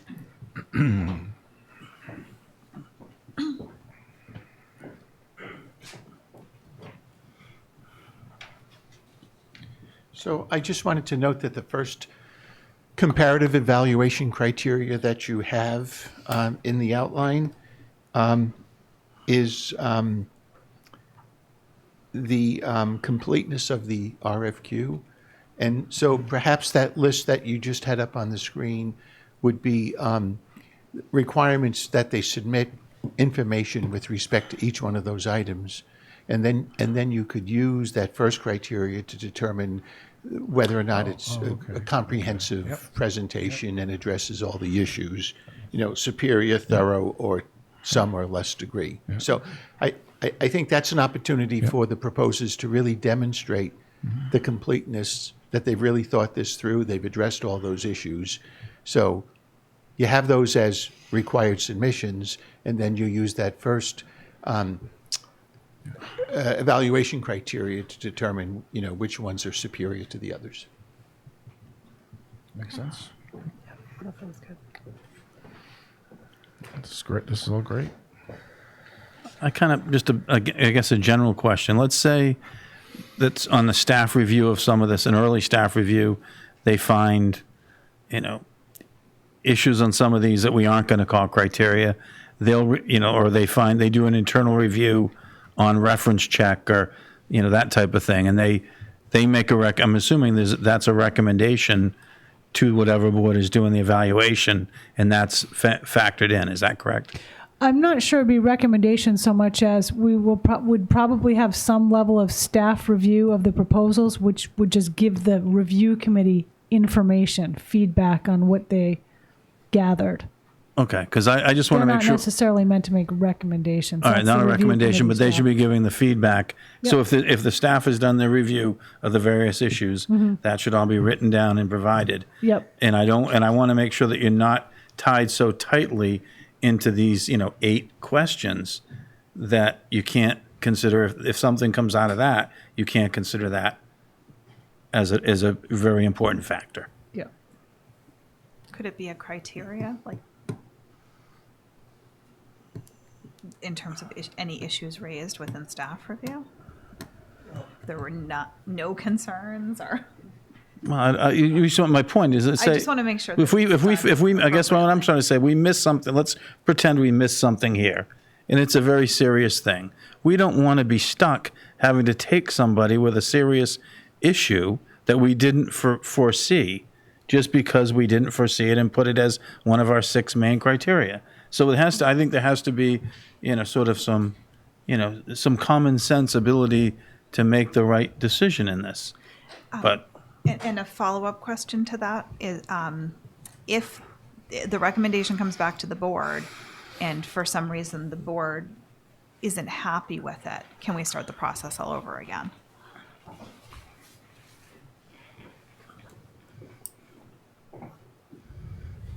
So the short answer is yes. But that's the way to do it. You'd have to start all over, right?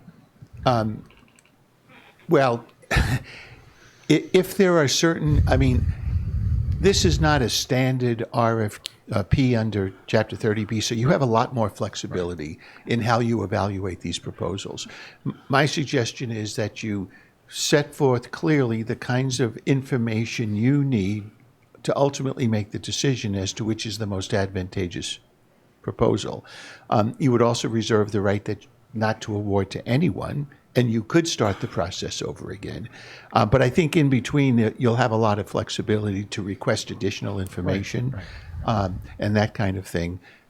If something comes up that nobody thought of, there would be nothing to prevent you from, let's just say you have 3 proposals, to ask for more information from all 3, because you want to make sure that everybody is on an equal footing and has the same opportunity to shine, so to speak. So if that came up, you would want to ask the same question of all the proposals. So that would help. That's how your issue would be handled. That's the review committee. That's fine. And then sort of a follow-up on that. Let's say we've got sort of 2 people chomping at the bit now. Let's say we've got, does that mean we get started and they put theirs in and then someone else goes, oh, I'm going to do it too?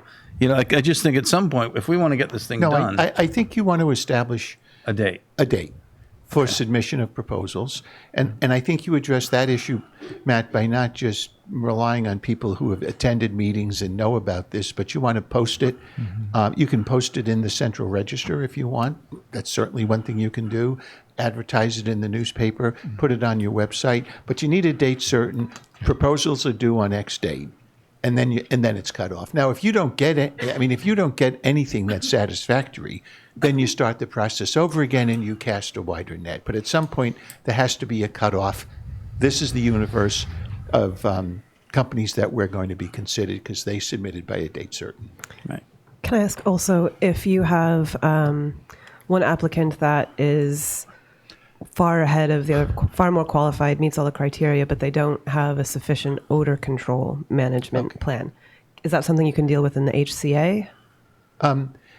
Typically, what you do in that circumstance is you can request additional information.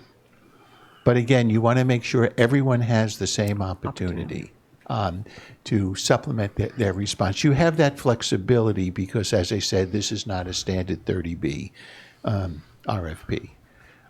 And so you want to design this in a way that gives your review committee and ultimately the board the maximum flexibility to really consider which one is the most advantageous to the town, because that's why you're going through this process.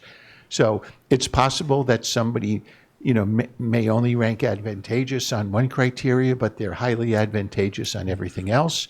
And so you might say, overall, this is a highly advantageous proposal. It has to be a bit flexible. And I think to Matt's point earlier, you want your review committee, when they review these proposals and they apply these criteria, you want them to articulate to the board the basis upon which they made those determinations. And a lot of this is going to become more self-evident when you actually read the proposals. And these companies are going to know how to do this. They're selling a product. They want a license. And it's going to be incumbent upon them to put together a proposal that addresses all of the concerns that are present in the RFQ. Here's another question. If we sort of agreed in general on this, how soon could we add a date? Could we say next Friday or, this Friday? What's the, if we agree on something, how quickly could we move? Well, I was just going to say, we need some time to put this together. There I are understand. dates that have to be put in there. This whole thing has to be completely reformatted. I was kind of thinking in my head that we would have a final document for the board, but perhaps at your meeting on the 28th. There's no way we're going to get this done for next week, and you're not meeting on the 21st, unless the board feels comfortable enough with what's in here that we can just prepare it and work with the two board members for any potential final review. Get it out by end of November-ish and have it back, I don't know the exact date, but before the end of 2018, before the end of the year. Yeah, I think I think we heard the sooner the better is kind of. We what also have to give them time, and we were asking for understand. some pretty significant I understand. reports and analyses and understanding. And we heard from Bobby that a lot of the stuff is dependent on what the planning board. So it'll be interesting. But they have to see. do this. They have to get our. No, I understand. Our approval to even get to the planning board. I understand that, but the rigor of their how complete there is also dependent on how much time they have to complete the project. So do we want it to come back to us, or do we want I'd like to see it one last time. Okay. So we'll shoot for the 28th. Mm-hmm. And then what do you think you need to give? Is 3 weeks enough to allow someone to prepare it? Okay. I think that's a reasonable amount of time. Wow. Okay. I was just trying to, get the proposals in before the holidays. Is what I was thinking. Bobby has a question. Oh, I'm sorry. Yes. Two quick questions.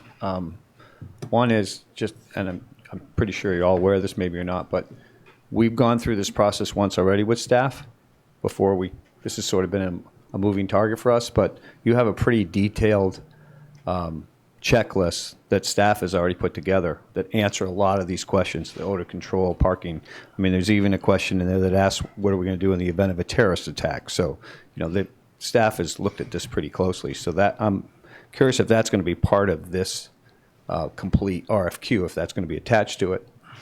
And then the other question I had was farther down in this document, it talks about the host community agreement, and it talks about the applicants paying for any consultants and legal fees. And I'm just curious exactly what you think all that's going to be, because it's kind of an open-ended document right now, and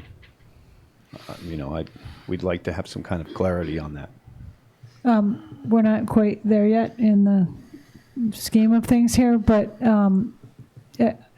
because there has been some staff review already, I think a lot of the documents that are required as minimum criteria are already prepared. And that was partly why I was saying sooner is better, because I think some of it's been done. And I think we would make, if we have two very qualified candidates right now, I would be afraid of getting 6 more.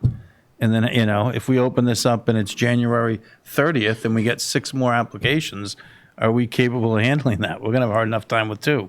But anyway. Well, that might be why before the end of the year would be Yeah, a good date. the sooner the better. Sure. Just a quick question or idea for your consideration is whether or not the process is going to involve a presentation or a Q&A process. I know that when the board did the 6 fairgrounds presentation, there was fairly substantial submissions, and then the applicants all came in and presented. I thought that was a very useful process, and you might want to consider if you're going to have part of that for this process. Thank you. That would be probably before the review committee. And typically when we're doing an RFP, we do call people in for kind of an interview. So just going to the host community agreement minimum criteria or minimum conditions, and this was based on the Green Lady agreement plus some other items recently discussed by the board. Local growing only, even if the feds eventually allow transportation, and limitations on export, even if the feds eventually allow. I thought I heard those things. Yep. Okay. Installation of bike racks, that came from our missing board member. It was a criterion like Wichenden or Jason. somewhere. It was a good They one. made it, yeah, if you had a Somebody- bike rack, I think you were more Yeah. advantageous. Yes. To the, Near a bus stop is advantageous as well. yep. Yeah. Yeah, some people aren't. Yeah. Is that part of a traffic plan or transportation plan? I would don't know. assume that would be part of the planning board. review. Just, I suppose, before we go too much further, that was one comment I wanted to make on the criteria is leaving that line for applicants to fill in to demonstrate other benefits that they would be providing to the community, and maybe that's near a bus stop or other things that we haven't caught in the application. To the extent that any payments in the HCA are deemed not enforceable, the operator agrees to voluntarily donate or give such payments directly to the town. This was out of the Salem RFQ. I don't really know if that's legal or not. I think we sort of heard, yeah, okay. I'm sure there's a way to word it. Yeah. And then the sunset clause issue, so we have to figure that out a little, I guess, internally. And then I just wanted to list for you what some of the main issues were out of the Green Lady HCA. So those are all listed here. With regard to the question about reimbursement to the town of any and all consulting fees in connection with consideration, I don't really know how much any of this is going to cost, but we could potentially do an up to number. Maybe up to, I'm pulling this out of the air, $10,000 or something like that.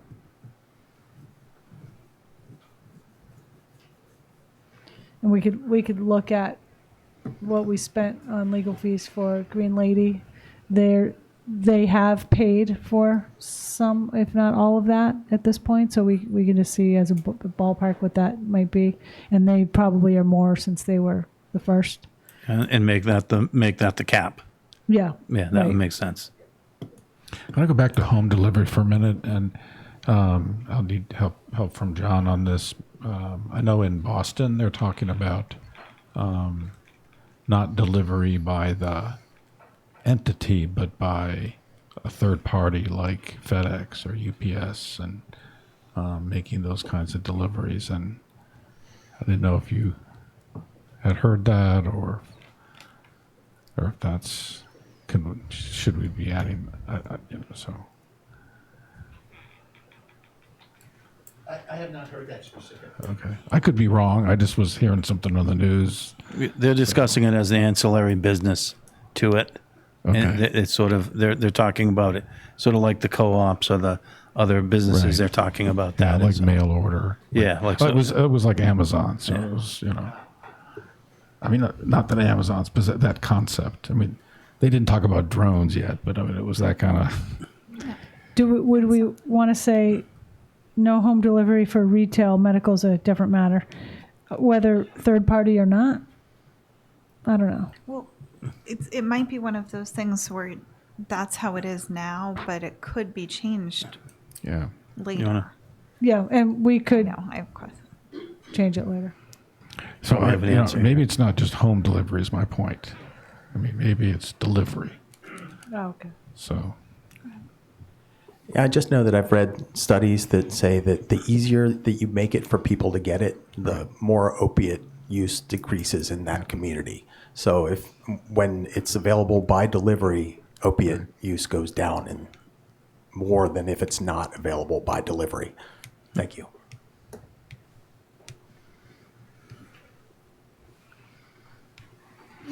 So Maybe- I think Well, when state-wise, we it's hear not when we regulated hear I mean there's always lots of different perspectives on issues, and I think it's great that we have folks from the public and come to, but I just haven't done a lot of reading about what the governor's doing and trying to reduce in his kind of war on opiates. I think there's a lot of different perspectives, and I think we were on home delivery, and I think we were also very concerned about things being delivered to the home and not being, protected or available to other house members, children, for example. So Maybe something like no delivery for retail unless otherwise negotiated by the board, something like that. It's easier to start and say no and loosen it up later if it's not an issue. or for additional review once we know what the state regulations are. I mean, that's what I find very difficult, is to not know what how the state's handling it. So would it be a reopener if the CCC allows it? They could propose it, maybe we could allow them to. I do think it's difficult to talk about this now because we don't know what the state regulations are going to be. So I think the board has a choice here. If you think the potential ill effects of home delivery are sufficiently concerning, then we can just leave it the way it is.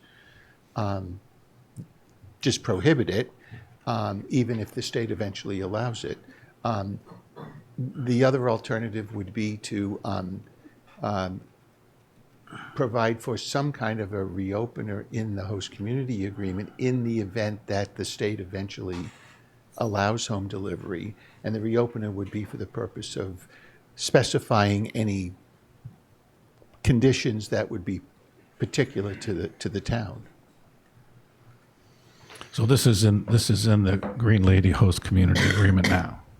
Right. Yes. So I think we need to be consistent.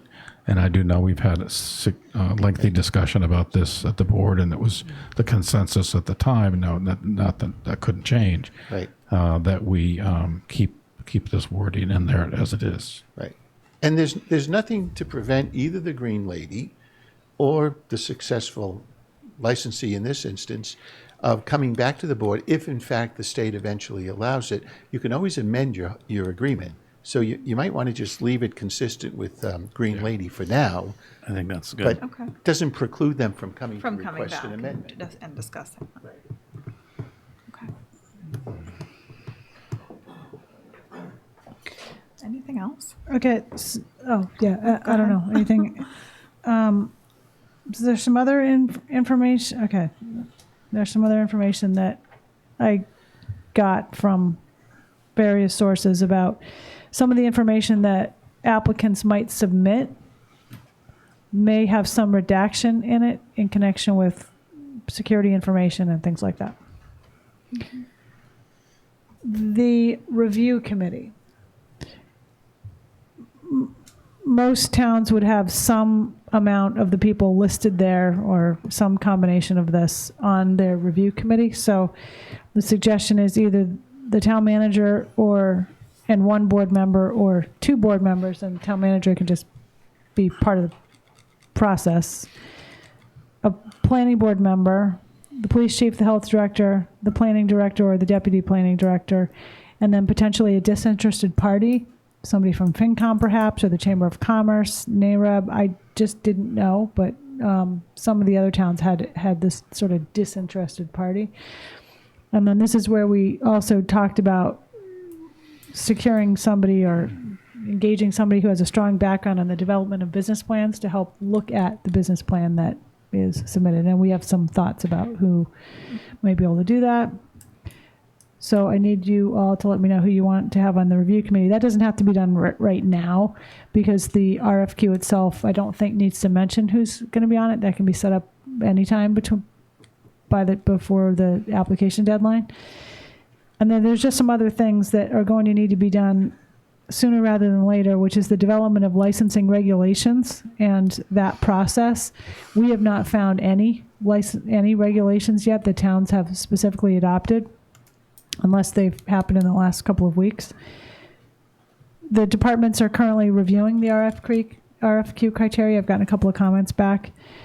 And there's been some discussion among board members, I think, maybe others, of how local growers and cooperatives could be used to supply the product. And that seems to be unanswered at this point because there are no state regs about that.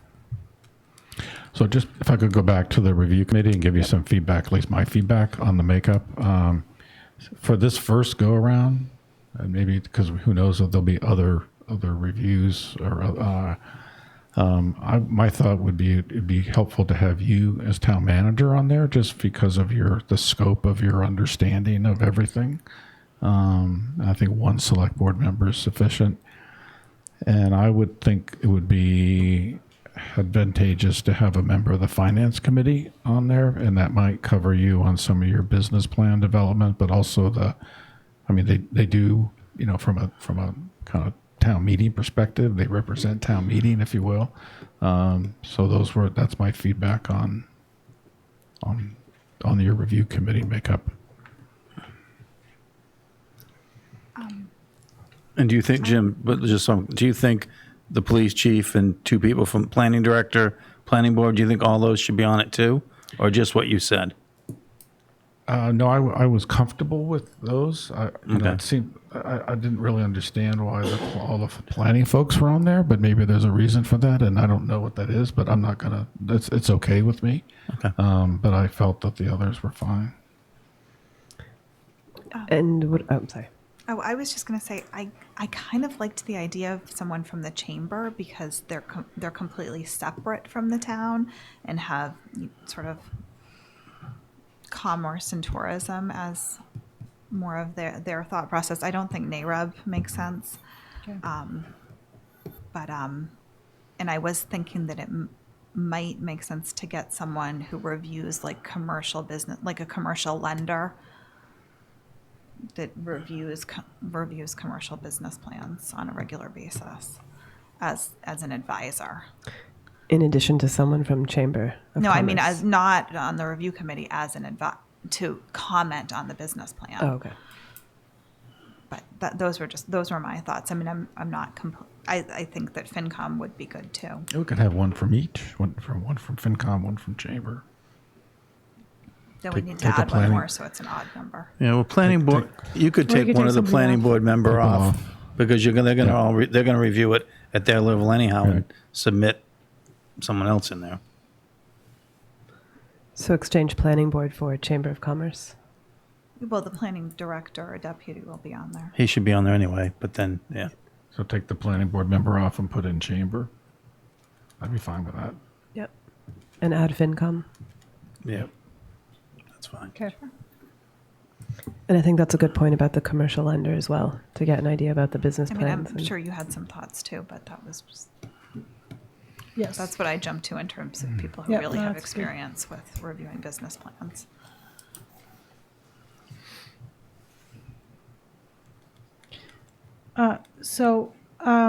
What I think I heard was redo this into the final format with all the comments that have come forward tonight.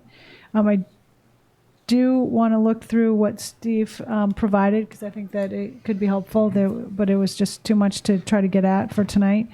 So there may be a little modification that comes forward, but what I would try to do for your meeting on the 28th is identify what changes have happened and then just put it in the format that we'd actually be posting or issuing. There would also be a kind of a background or informational statement at the beginning about as to what we're doing here that I would certainly want the board to take a look at.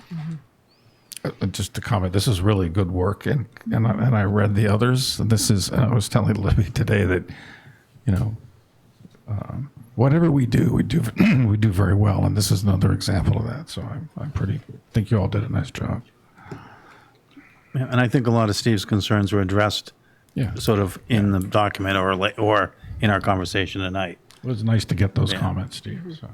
Yeah, they were very complete. And I think the one, again, that catches my eye, and I don't think we have a way to do it yet, but is how to demonstrate support for craft growers and the cooperatives. And it's cart before the horse at this stage, but if there's a way to work that in, keeping an eye out for that. All right. Sure.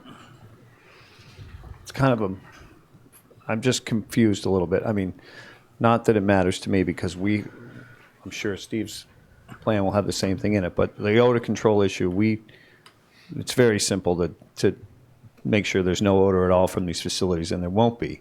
But at the special town meeting, we scrapped that to allow for odor because they wanted to have growers who could grow it outside and not have to worry about odor. So I don't know how it can be considered as part of the criteria when town meeting voted to not have odor as an issue. I mean, I just want to make sure it doesn't become a problem down the road. My understanding a bit of where that came from, the conversation at special town meeting was a little, again, those growers that might be growing in hoop houses, but more of that sort of agricultural context as opposed to necessarily if you're on Amelia Drive. And that's where I think having the odor plan, if there is one, having it so we can understand what the impacts might be on neighbors, and that I think if there isn't one, then that is going to have more of a significant impact, and something that I think is still worth looking at as part of our criteria. Well, and there's the processing aside from the growing of the cooking things, right? It's not. Okay. From what I've heard as well, it didn't seem that odor control mechanisms in a denser area, like somewhere on Amelia, aren't overly burdensome. So I don't think doesn't sound like it's going to be difficult to achieve some level of odor control. That's the understanding I have so far, but I think Roberto has a comment. Roberto Santamera, the health director. 310 CMR 7, the state of Massachusetts already defines odor as air pollution, so as measured at the property line. There's already a state law that regulates that in the areas like Amelia. So. Okay. All right, so we'll have this back on the 28th is the plan. Now, discussion of 2019 annual town meeting warrant articles. Okay. This. 1 second.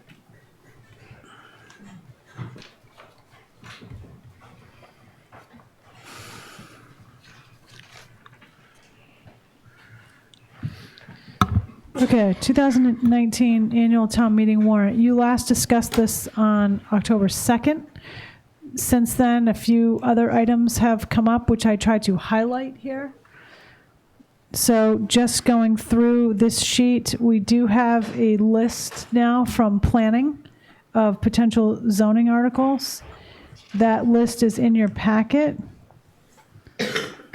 And I asked Andrew and Leslie to be here to answer any questions that the board might have about those articles.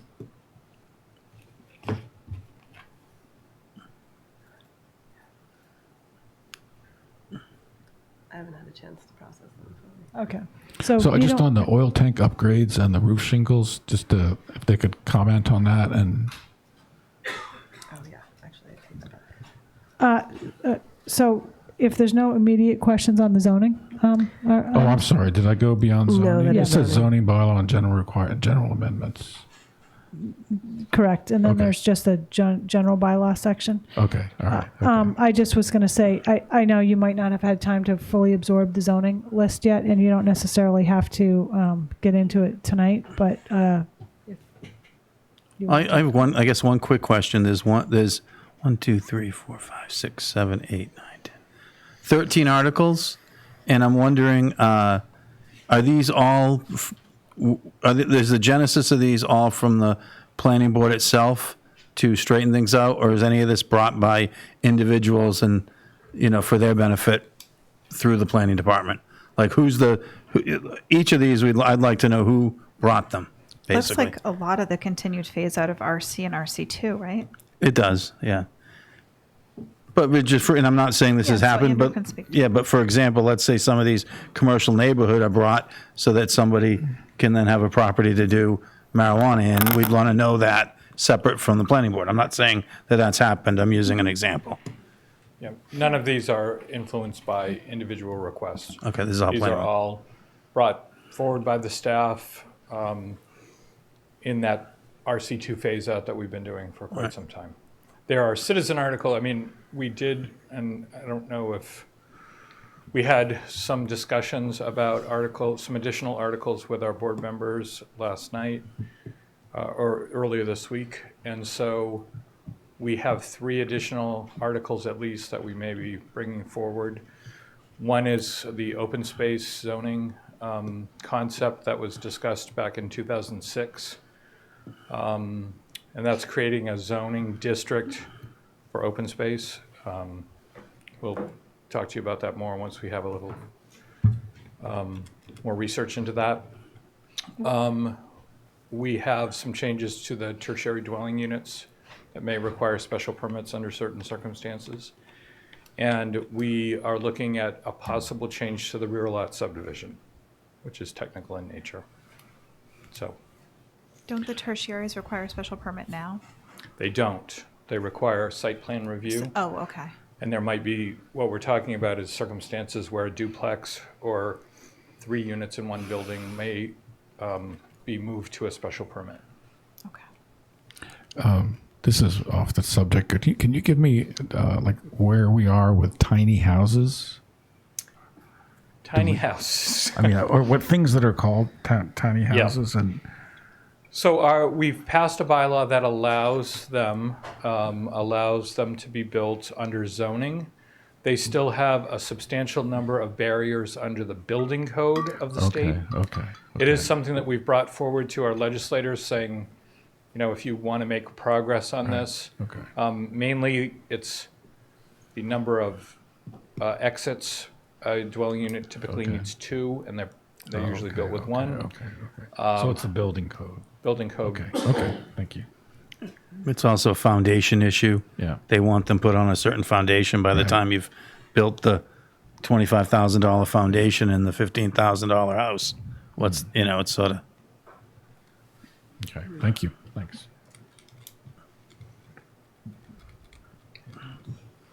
That's all I have right now. Right now, he said, Andrew. I put a rejoinder in there, yes.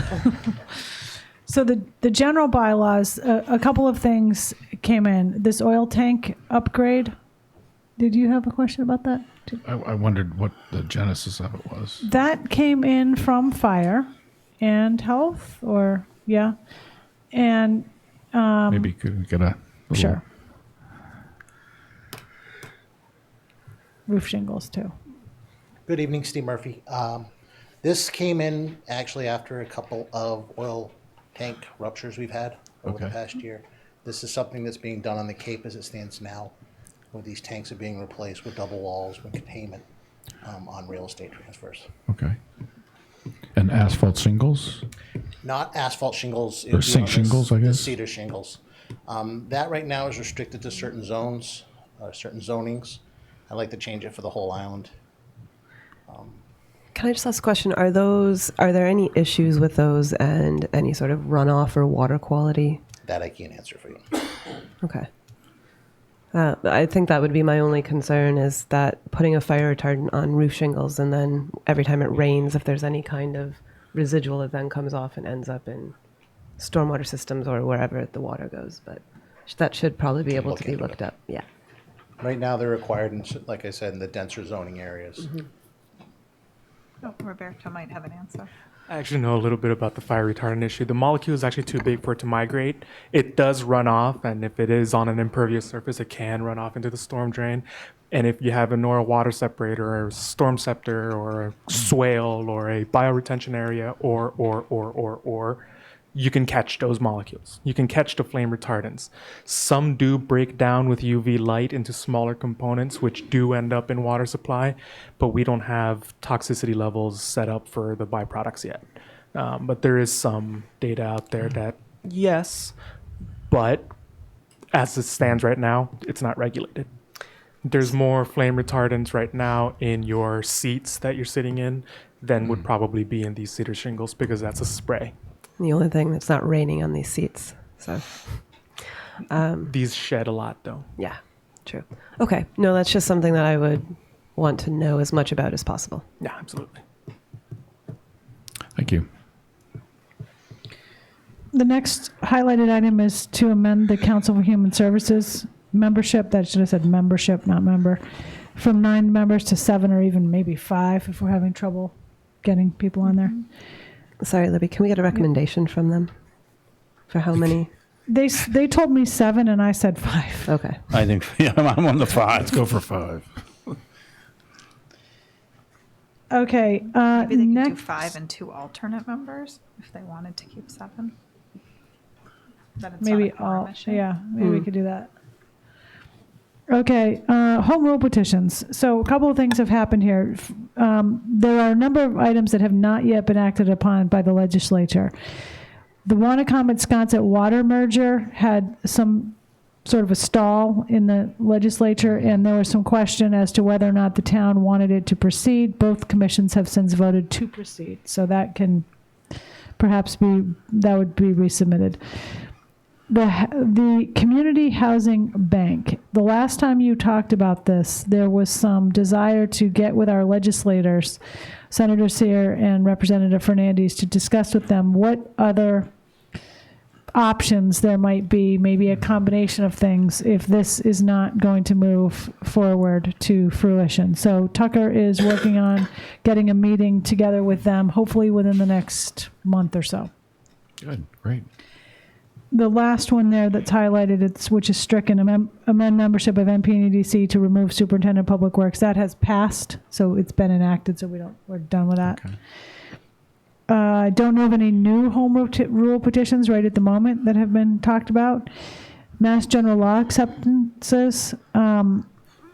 Okay, the Municipal Water Infrastructure Investment Fund, that's actually known as the Water Infrastructure Investment Fund now, also known as, John told us today, the WIF. And Sandwich just became the first town to adopt it. It allows up to a 3% surcharge on tax bills, the proceeds of which go into this trust fund for wastewater and water quality issues. It is a CPA-like surcharge, and it would also require a ballot vote. So we discussed this earlier, and there was kind of a lukewarm reaction to it. But now that Sandwich has adopted it, and it could, Brian and I have briefly talked about what a 3% surcharge on tax bills could potentially bring in. And I think, Brian, you said between 1.5 and 2 million or ish a year. And we obviously have a pretty large sewer capital infrastructure plan, and this could potentially really help. In Sandwich, they offset this surcharge by reducing their CPC surcharge from 3% to 2%, and they went only to 2%, and 2% in Sandwich, you can go up to 3%. So it's something for us to think about. What is the strategy here? I mean, it's all coming from the same pot, isn't it? I mean, it's either 2% on your property taxes, or you go out and borrow the money, and it's paid by the property owners through their taxes. Potentially, or it's paid by the sewer users. Okay, so it broadens the base to all taxpayers. Depending on how we are funding our sewer projects, we haven't funded them all through the property taxes. Right. Is there any advantage with any matching funds from the state like CPC did? No. No match. That's too bad. I guess I would continue to move from lukewarm to, I'm not sure we should do this, but I don't know. Is there anyone here that thinks this? I mean, I don't know if there was any advocates on the board for this. I wouldn't want to lower CPC funding. No. We already don't have enough to meet all of the really valid requests. And we have lots of capacity on our debt, on our ability to borrow. And now we just heard from Brian that the AAA rating is just, we've already seen some impact on our borrowing costs. And I know the folks on the Cape have a much bigger problem when it comes to sewers than we do. So.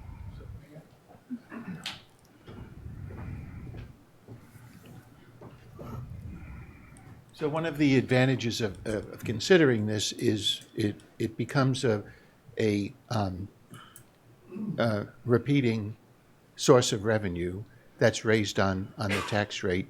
It can be raised outside the levy limit.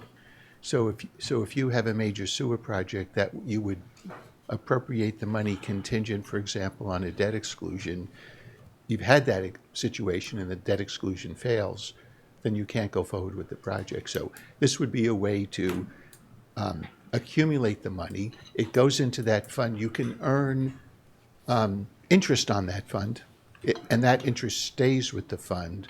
So it's a way of stabilizing your costs over a longer period of time. And you're earning interest rather than paying interest. Right, but what the scenario you've just outlined is for the way I interpreted that is, well, we didn't like what the voters said. They turned it down. So now we're going to tax them, and we're going to save enough money till we can put all the sewer in Nantucket. Well, From a I would- cynical perspective. No, it's- I would come back and say that the voters have to approve this at the ballot.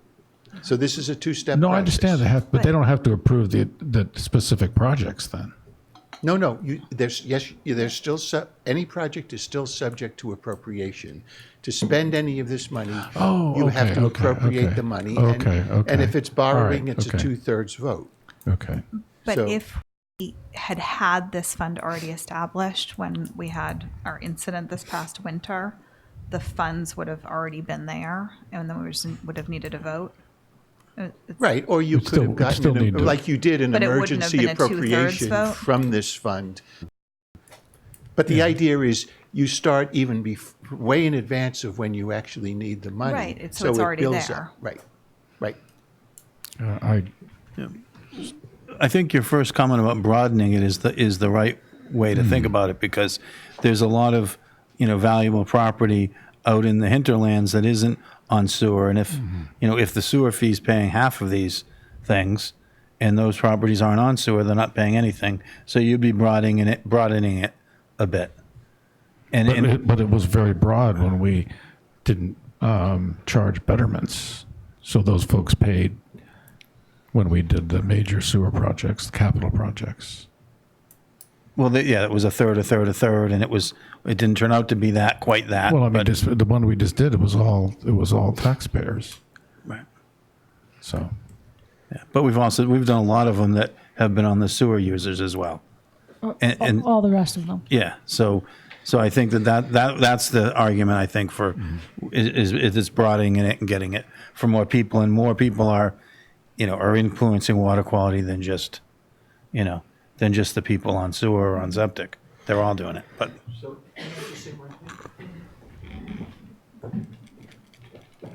if you were to adopt this, it doesn't preclude the assessment of betterments and still having some kind of a user fee or betterment source of revenue.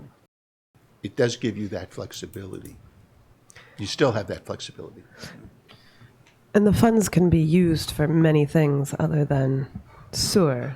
The idea is, correct? It's not just it's sewer. wastewater, water, and stormwater infrastructure. Those are the three things you can use this for.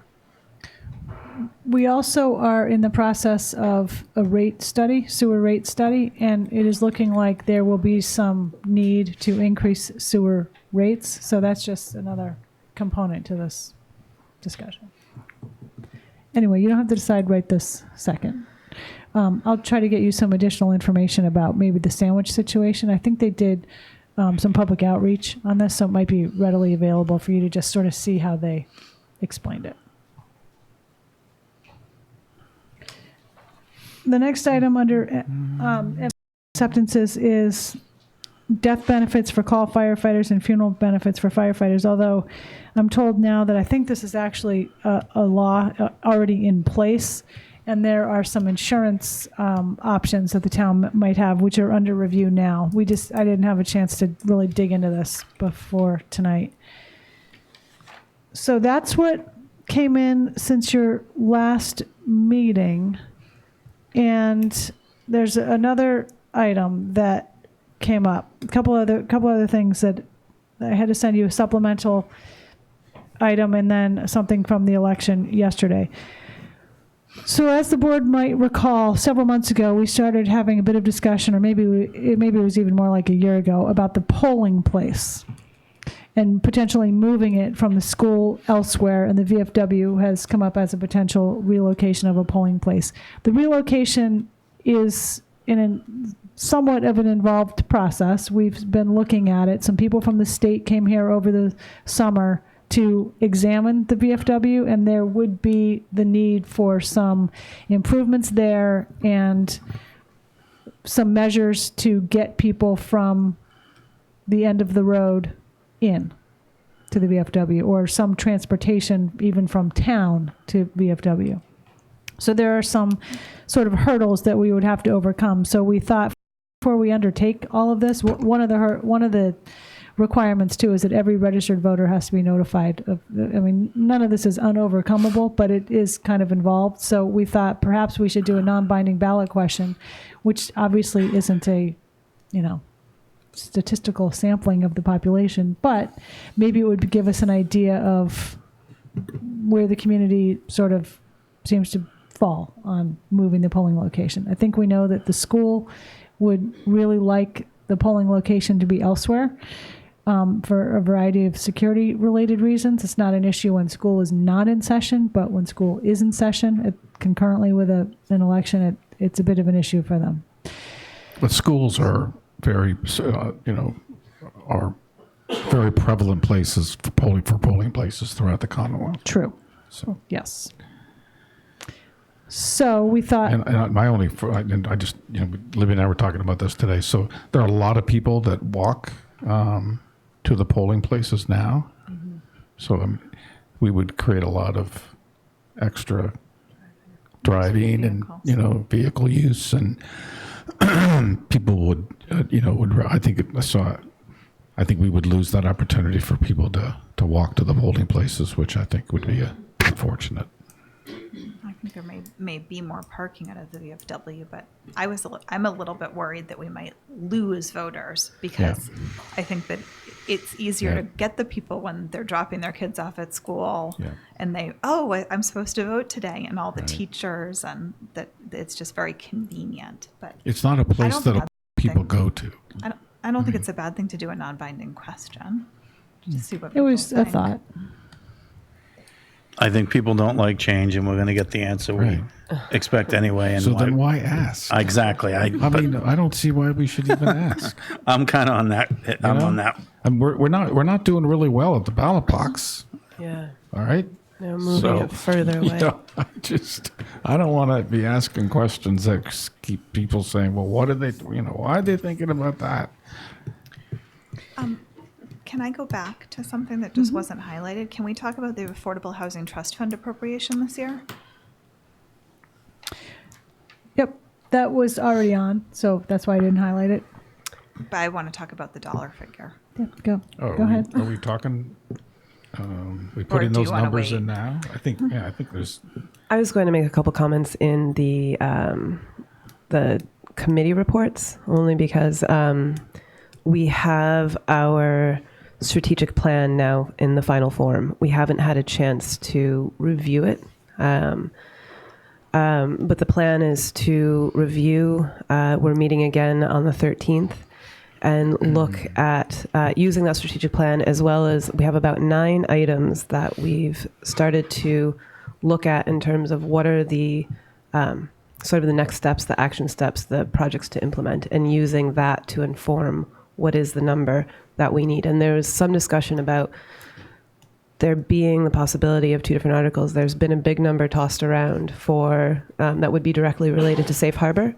And we know about that. We were discussing that, but we were really looking at what does the Affordable Housing Trust Fund need on an annual basis that has overheads, that has includes communications, any consulting work that we need, as well as the implementation of projects. So we're very aware of the deadline for town meeting and for these articles, but we want to have the chance to really look through the strategic plan, meet again, and come up with a number that we feel is based on that plan. So we don't have a number yet. Coming from the trust. And it's usually it comes as part of the budgeting process. So I mean, it's hard to think of a number in without that context. Well, the reason I brought it up was for a couple of reasons. That we asked the trust fund for a strategic plan last year, and we funded them far less than what we had before. We had funded $1 million before. And I wanted to just say that I want to commit to at least funding $1 million, but I'd like to actually at least make up for the $700,000 that I feel they were shorted a bit last year because they weren't quite through their planning process. At a minimum, maybe it's more, and maybe we don't appropriate everything if the rental tax like in future years, if the rental tax passes and that all gets slated towards affordable housing, because I think that's going to be significant revenue. Well, the million was just how many years did we do $1 million? One. So, I Right. mean, it wasn't that was our first, let's really go gung-ho on this. But I don't So feel I don't like think that was I don't know that was that's not necessarily the gold standard. I don't think that's gung-ho enough. Well, that's where we should debate that here and have it as an agenda and talk about it. I just wanted to bring it So- up because It's important, but I wouldn't feel comfortable committing to it till I see what the plan is. Are we looking at regulatory changes I'm as not well? I understand, but let me finish. I just think too often it's been, this is all money, this is all money. And I think what the planning that has to go on is a lot more than just money. The planning that has to go on at this level is staffing and vision of how to run an office and how you're going to develop properties. There's a lot more to this than just getting a pile of money and making some deals. I think we have to be, be cognizant. And there's also some cost-effective ways to do this that may not cost $30 million. That might cost $1 million. Or $3 million and get us to safe harbor. I was going back and forth with someone today on something, and so I think that it's not. I just want to see. I think it's in my mind. I can't commit to. I agree with you in principle, but I want to see. We want to see the. And I think we need to see the plan, because right now I'm reacting to, because if you're talking $5 million or $10 or even $2 million. That we should be having that conversation pretty quickly, because that will affect a lot of other expenditures within the general fund, and other services might have to be cut to do that, and that's going to be a hard conversation. I wanted to bring it up now just to For put that, it in it's your important. minds. Yeah. I'm not saying plug that in, but I wanted to speak to it. And I don't know if you all know that the CPC appropriated $750,000 this year, very significant portion of the total, because we need to deal with this issue. Yeah, and I think, again, where the Affordable Housing Trust was 9 months ago, or the last time we were discussing this a year ago, is radically different from where they are today in terms of being able to provide what you're looking for, Matt. I think what all of us are looking for is a justified number, how it's going to be used, how it's going to be implemented in the long term. And I just want to add as well that there have been a lot of extra meetings for Affordable Housing Trust trying to keep this moving forward and in the time frame. So the meeting on the 13th was everyone saying, we know we need to get this number, we need to get it together. So it will be there. And I think, again, there is this understanding that if the housing bank bill goes through, that would change this in the future. But again, I think the Affordable Housing Trust is in a position to really have an impact on the safe harbor status and our goals. So funding them is going to be key to that.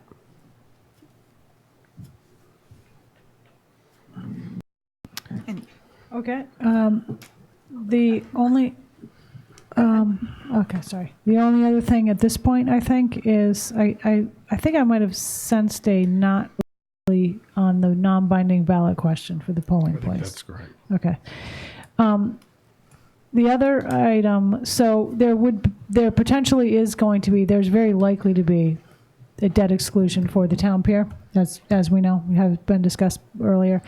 So now we have the election results from yesterday, and neither of the, by a close margin, neither of the transportation projects were approved. So What was the vote? Do you know the vote? About I 100. do. About 100 each. 100 versus 2,400 and change. They were both very close like that. Yeah, both by about 100. And I had some people tell me that they actually didn't vote on the questions because they didn't understand them. And that's Question hard to take. 4 was yes, 2,434, no, 2,513. There were 430 blanks. Question 5, yes, 2,430, no, 2,502, blanks, 445. So they're You were right. just about even. People that didn't understand the questions. And I don't know how we can fix that. Well, what we talked about earlier today was, what Dawn was saying was that people were wondering why our questions didn't have what the state questions have. If you vote yes, this, if you vote no, this. And the reason is that local debt exclusion or capital outlay questions are required by law to have certain wording. They cannot have that other language in there. That's why it's not in there. It's statutory language. It's hard to explain to people, but it's the way it is, basically. So at some point, the board will need to determine if we are going to put these back on the warrant and the ballot. And in January, when you vote on the warrant, you're also going to need to vote on ballot questions if we want to try to get them on the annual election. So we don't have to decide that right now, but John, is there any flexibility? Because I mean, I knew all about those two ballot questions, and I had to. It wasn't that clear to me. No. So somebody in Boston says this is the way they have to be written. It's state law. So ballot access is very regulated.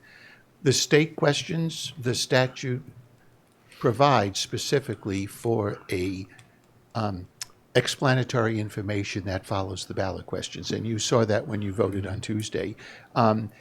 Proposition 2.5 questions have to be worded exactly as provided for in the statute, and there is no ability to put explanatory information on the ballot. That's just not possible. The only time you can do that in a local election, the CPA acceptance and the width, if you ever get to that, acceptance, the statutes expressly say a short and concise summary can be included. The same thing with charter amendments. Town council prepares a short and concise summary. But if that's not in the statute, you can't add a single word more than what the ballot what the statute provides for. So what's the process to change that? A vote of the state legislature? It would be a special act of the legislature. So we could talk to our representatives about it if we wanted to? It would be a home rule petition. I'm aware of, I believe there is a special act, don't hold me on this, in the town of Burlington that does allow explanatory information to appear on the ballot. This is Proposition 2.5, however. I wouldn't hold out a lot of hope that the legislature would allow a special allowance just for Nantucket. But that's what we're dealing with. If the state's doing it on stuff, it seems like maybe more towns would want to petition to have the same allowance so that people could understand what they're voting on. Towns should go to the Mass Municipal Association and get together and say we want this to change, or the Cape Cod Selectmen's Association. But going on your own is... I don't, my instinct is you would not be very successful. Okay. Now, the case in Burlington, they had a very specific provision for voter referendums from town meeting votes. And that was a special case, and the legislature passed that. If you do charter amendments, by the way, that statute also allows you to have a fair and concise summary on the ballot itself. And I think I've had a couple of people speak to me that voted against it, and I don't think that they were confused. Some of the people that voted against it were not confused at all. They were very clear that, they don't want to see everything being overrides outside of the budget. One person told me. Another person said that they don't think that we can rotary ourselves out of, add rotaries and solve our traffic problems. So people, just because they didn't support what we wanted them to support doesn't mean they didn't have rationale for it. It was the blanks I was concerned with. Yeah. That's a lot of blanks. So, I think it's a cautionary tale for whether we reintroduce those again next year. Anything else that's not on here that you would want to think about at this point?